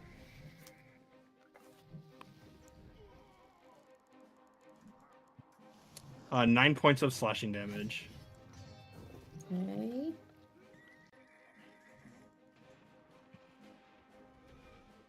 Romandric. All right. So this goblin right here is still alive, correct? Yep, and he's looking pretty hurt. Okay. And then let's see. They're all dead. There's one guy there. There's one guy there. All right. I guess Romandric's gonna move there, and then because of the blood, I have a speed loss too. If I remember it correctly, or is Oh, it just if the you necrotic fail. damage? That was only until the end of your next turn. I don't know if you've had a turn since then or not. No, you They technically have 10 feet less right now. Okay, I was like, they've popped on me a couple of times. He's gonna need a shower. Yes, But you could definitely probably, get there. probably in bleach. Okay. And for bonus actions, how many of those do I get? You get Just one a one? turn around. Or One turn. around. What turn? Because you can't use it out of your Okay. turn. But yeah. Got it. Okay. All right. Romandric's gonna swing at this goblin with his greatsword. That one right there. That's a nat 20. Hey! Dang. Crit. I'm not gonna smite this one though. What are the I mean, it's the crit rules? I perfect don't time know to if I smite. remember the crit rules. Overkill. Yeah, right. Complete overkill. Double check. Yeah, I'm just doing the normal crit rules, so double the amount of dice rolled. Okay, so I get 46 plus 4. Yeah. Okay. And anything I'll take under it. a... 3. So at minimum, you'll be doing 17. No, 16. Wait. Yes. That's 17 damage. All right. Go ahead, roll me a Constitution saving throw. Yeah, here we go again. Oh my gosh. Anybody got a gallon of bleach I can pour on myself? Well, we know Edda has prestidigitation. She can use that to clean. True. I'll clean you off later. Yeah, that is that's a 4. I really wish I could do All right. reverse silvery barbs and encourage. 4 points of necrotic damage, and your speed is reduced by 10 feet, so it doesn't stack. Well, but it'll continue into the. Okay. And then my bonus action. My bonus action, I'm gonna use lay on hands on myself. Oh, nice. And we're gonna pump. Let's throw. I'm gonna throw Oh. 10 points into myself from my Over. lay on hands pool. Nice. Okay. And That's it? yeah, because I don't think I can't move again, can I? Alright. You can split your movement, so you can move some if you want. I mean, you move 5 feet, so you have 15. 15. 15 Except, left. yeah, except that guy's up top. Yeah, right next to Edda. Yeah, but I don't think I can swing up at him. You got a long sword. I do have a big. And you're pretty tall. How tall? Like how tall are About these? We're 15 feet up. 15 feet up. 15 feet up. Oh, maybe What, not that. 6'4". How long is that? I was like, how I long was to is say, my what's the sword? reach of a The long sword? long Is it sword still has to just be 5 taller feet? than you. Yeah, I don't think it's that long. I think I think I'm still 4 Alright. feet off. Okay, so then we're gonna go. One, Do Pythagoras' theorem here. right. So you can go 5 more from there. 'Cause it's keeping track of your overall for this round. Oh, Yes. okay. Yeah, there we go.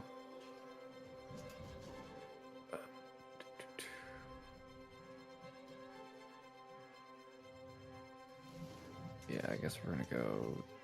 Yeah, romantic will move there. What's Eda doing now? You got this disgusting creature next to you. Getting all up in your business. I'm pretty sure my sneak attack still works on a finesse. Yeah, okay. So since he's right up here in front of her, she's going to switch to her dagger and swing at him. And it has advantage, right? Because she got Silvery Barb's advantage. Yes.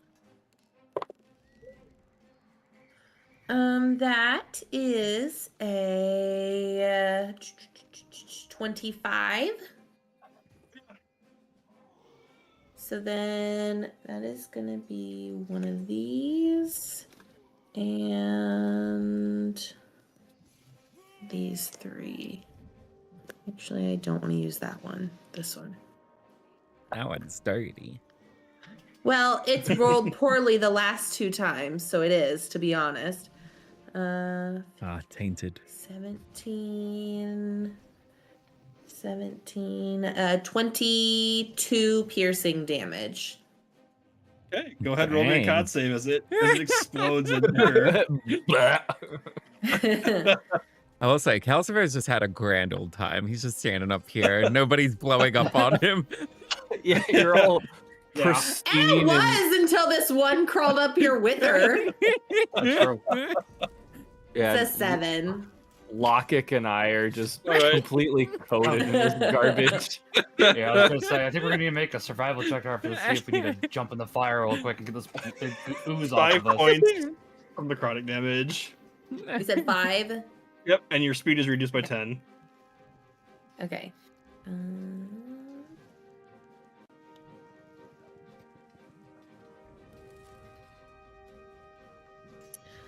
Can she bonus action lay down on the top of this and hide?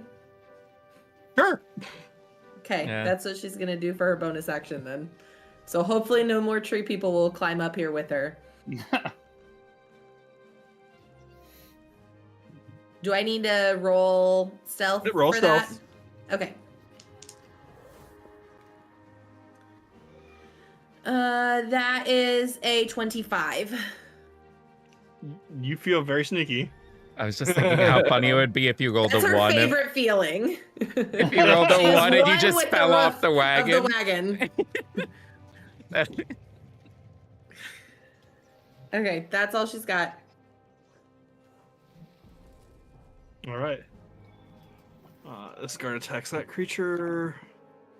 Nice. Oh no. Is he gonna get blown up on now? Yeah, he's getting blown up on. Oh fails my and gosh. takes 5 points of necrotic damage. Aw, And poor guy. dies. All right. Well, it's just down to 1 now. Yeah. And it's his turn. Yep. His turn. Let's see if he gets that back. Hey. Oh, another volley. Yeah, he don't does like not get it. Oh, nice. All right, he shoots. That the small gnome goblin disappeared.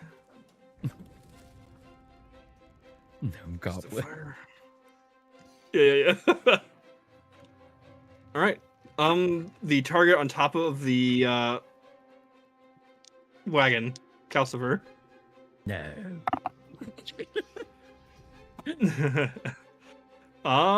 That is a 19 and a 30-20 to hit. They both hit. And he already used his reaction. I believe. Oh, wait. Was the reaction? Yeah, it would have been Yeah. after his turn. So, yeah. He has to have it. And you take. Oh, wait. Didn't he use it last on this guy's turn? No, I don't even remember. It doesn't matter. I'm taking Oh, the no, you used it right before your last turn. Oh, I did? Okay, so reaction Mhm. on one of them to try and make one of them miss. to silvery barbs it. And one of them misses. Hey! Nice. So you take 5 piercing and 4 necrotic. Okay. 5, 4, so 9 damage. I have to make a con save to see if I maintain my concentration, which I have advantage on. Oh, yeah. I rolled a 16, so that becomes 18, so I'm good.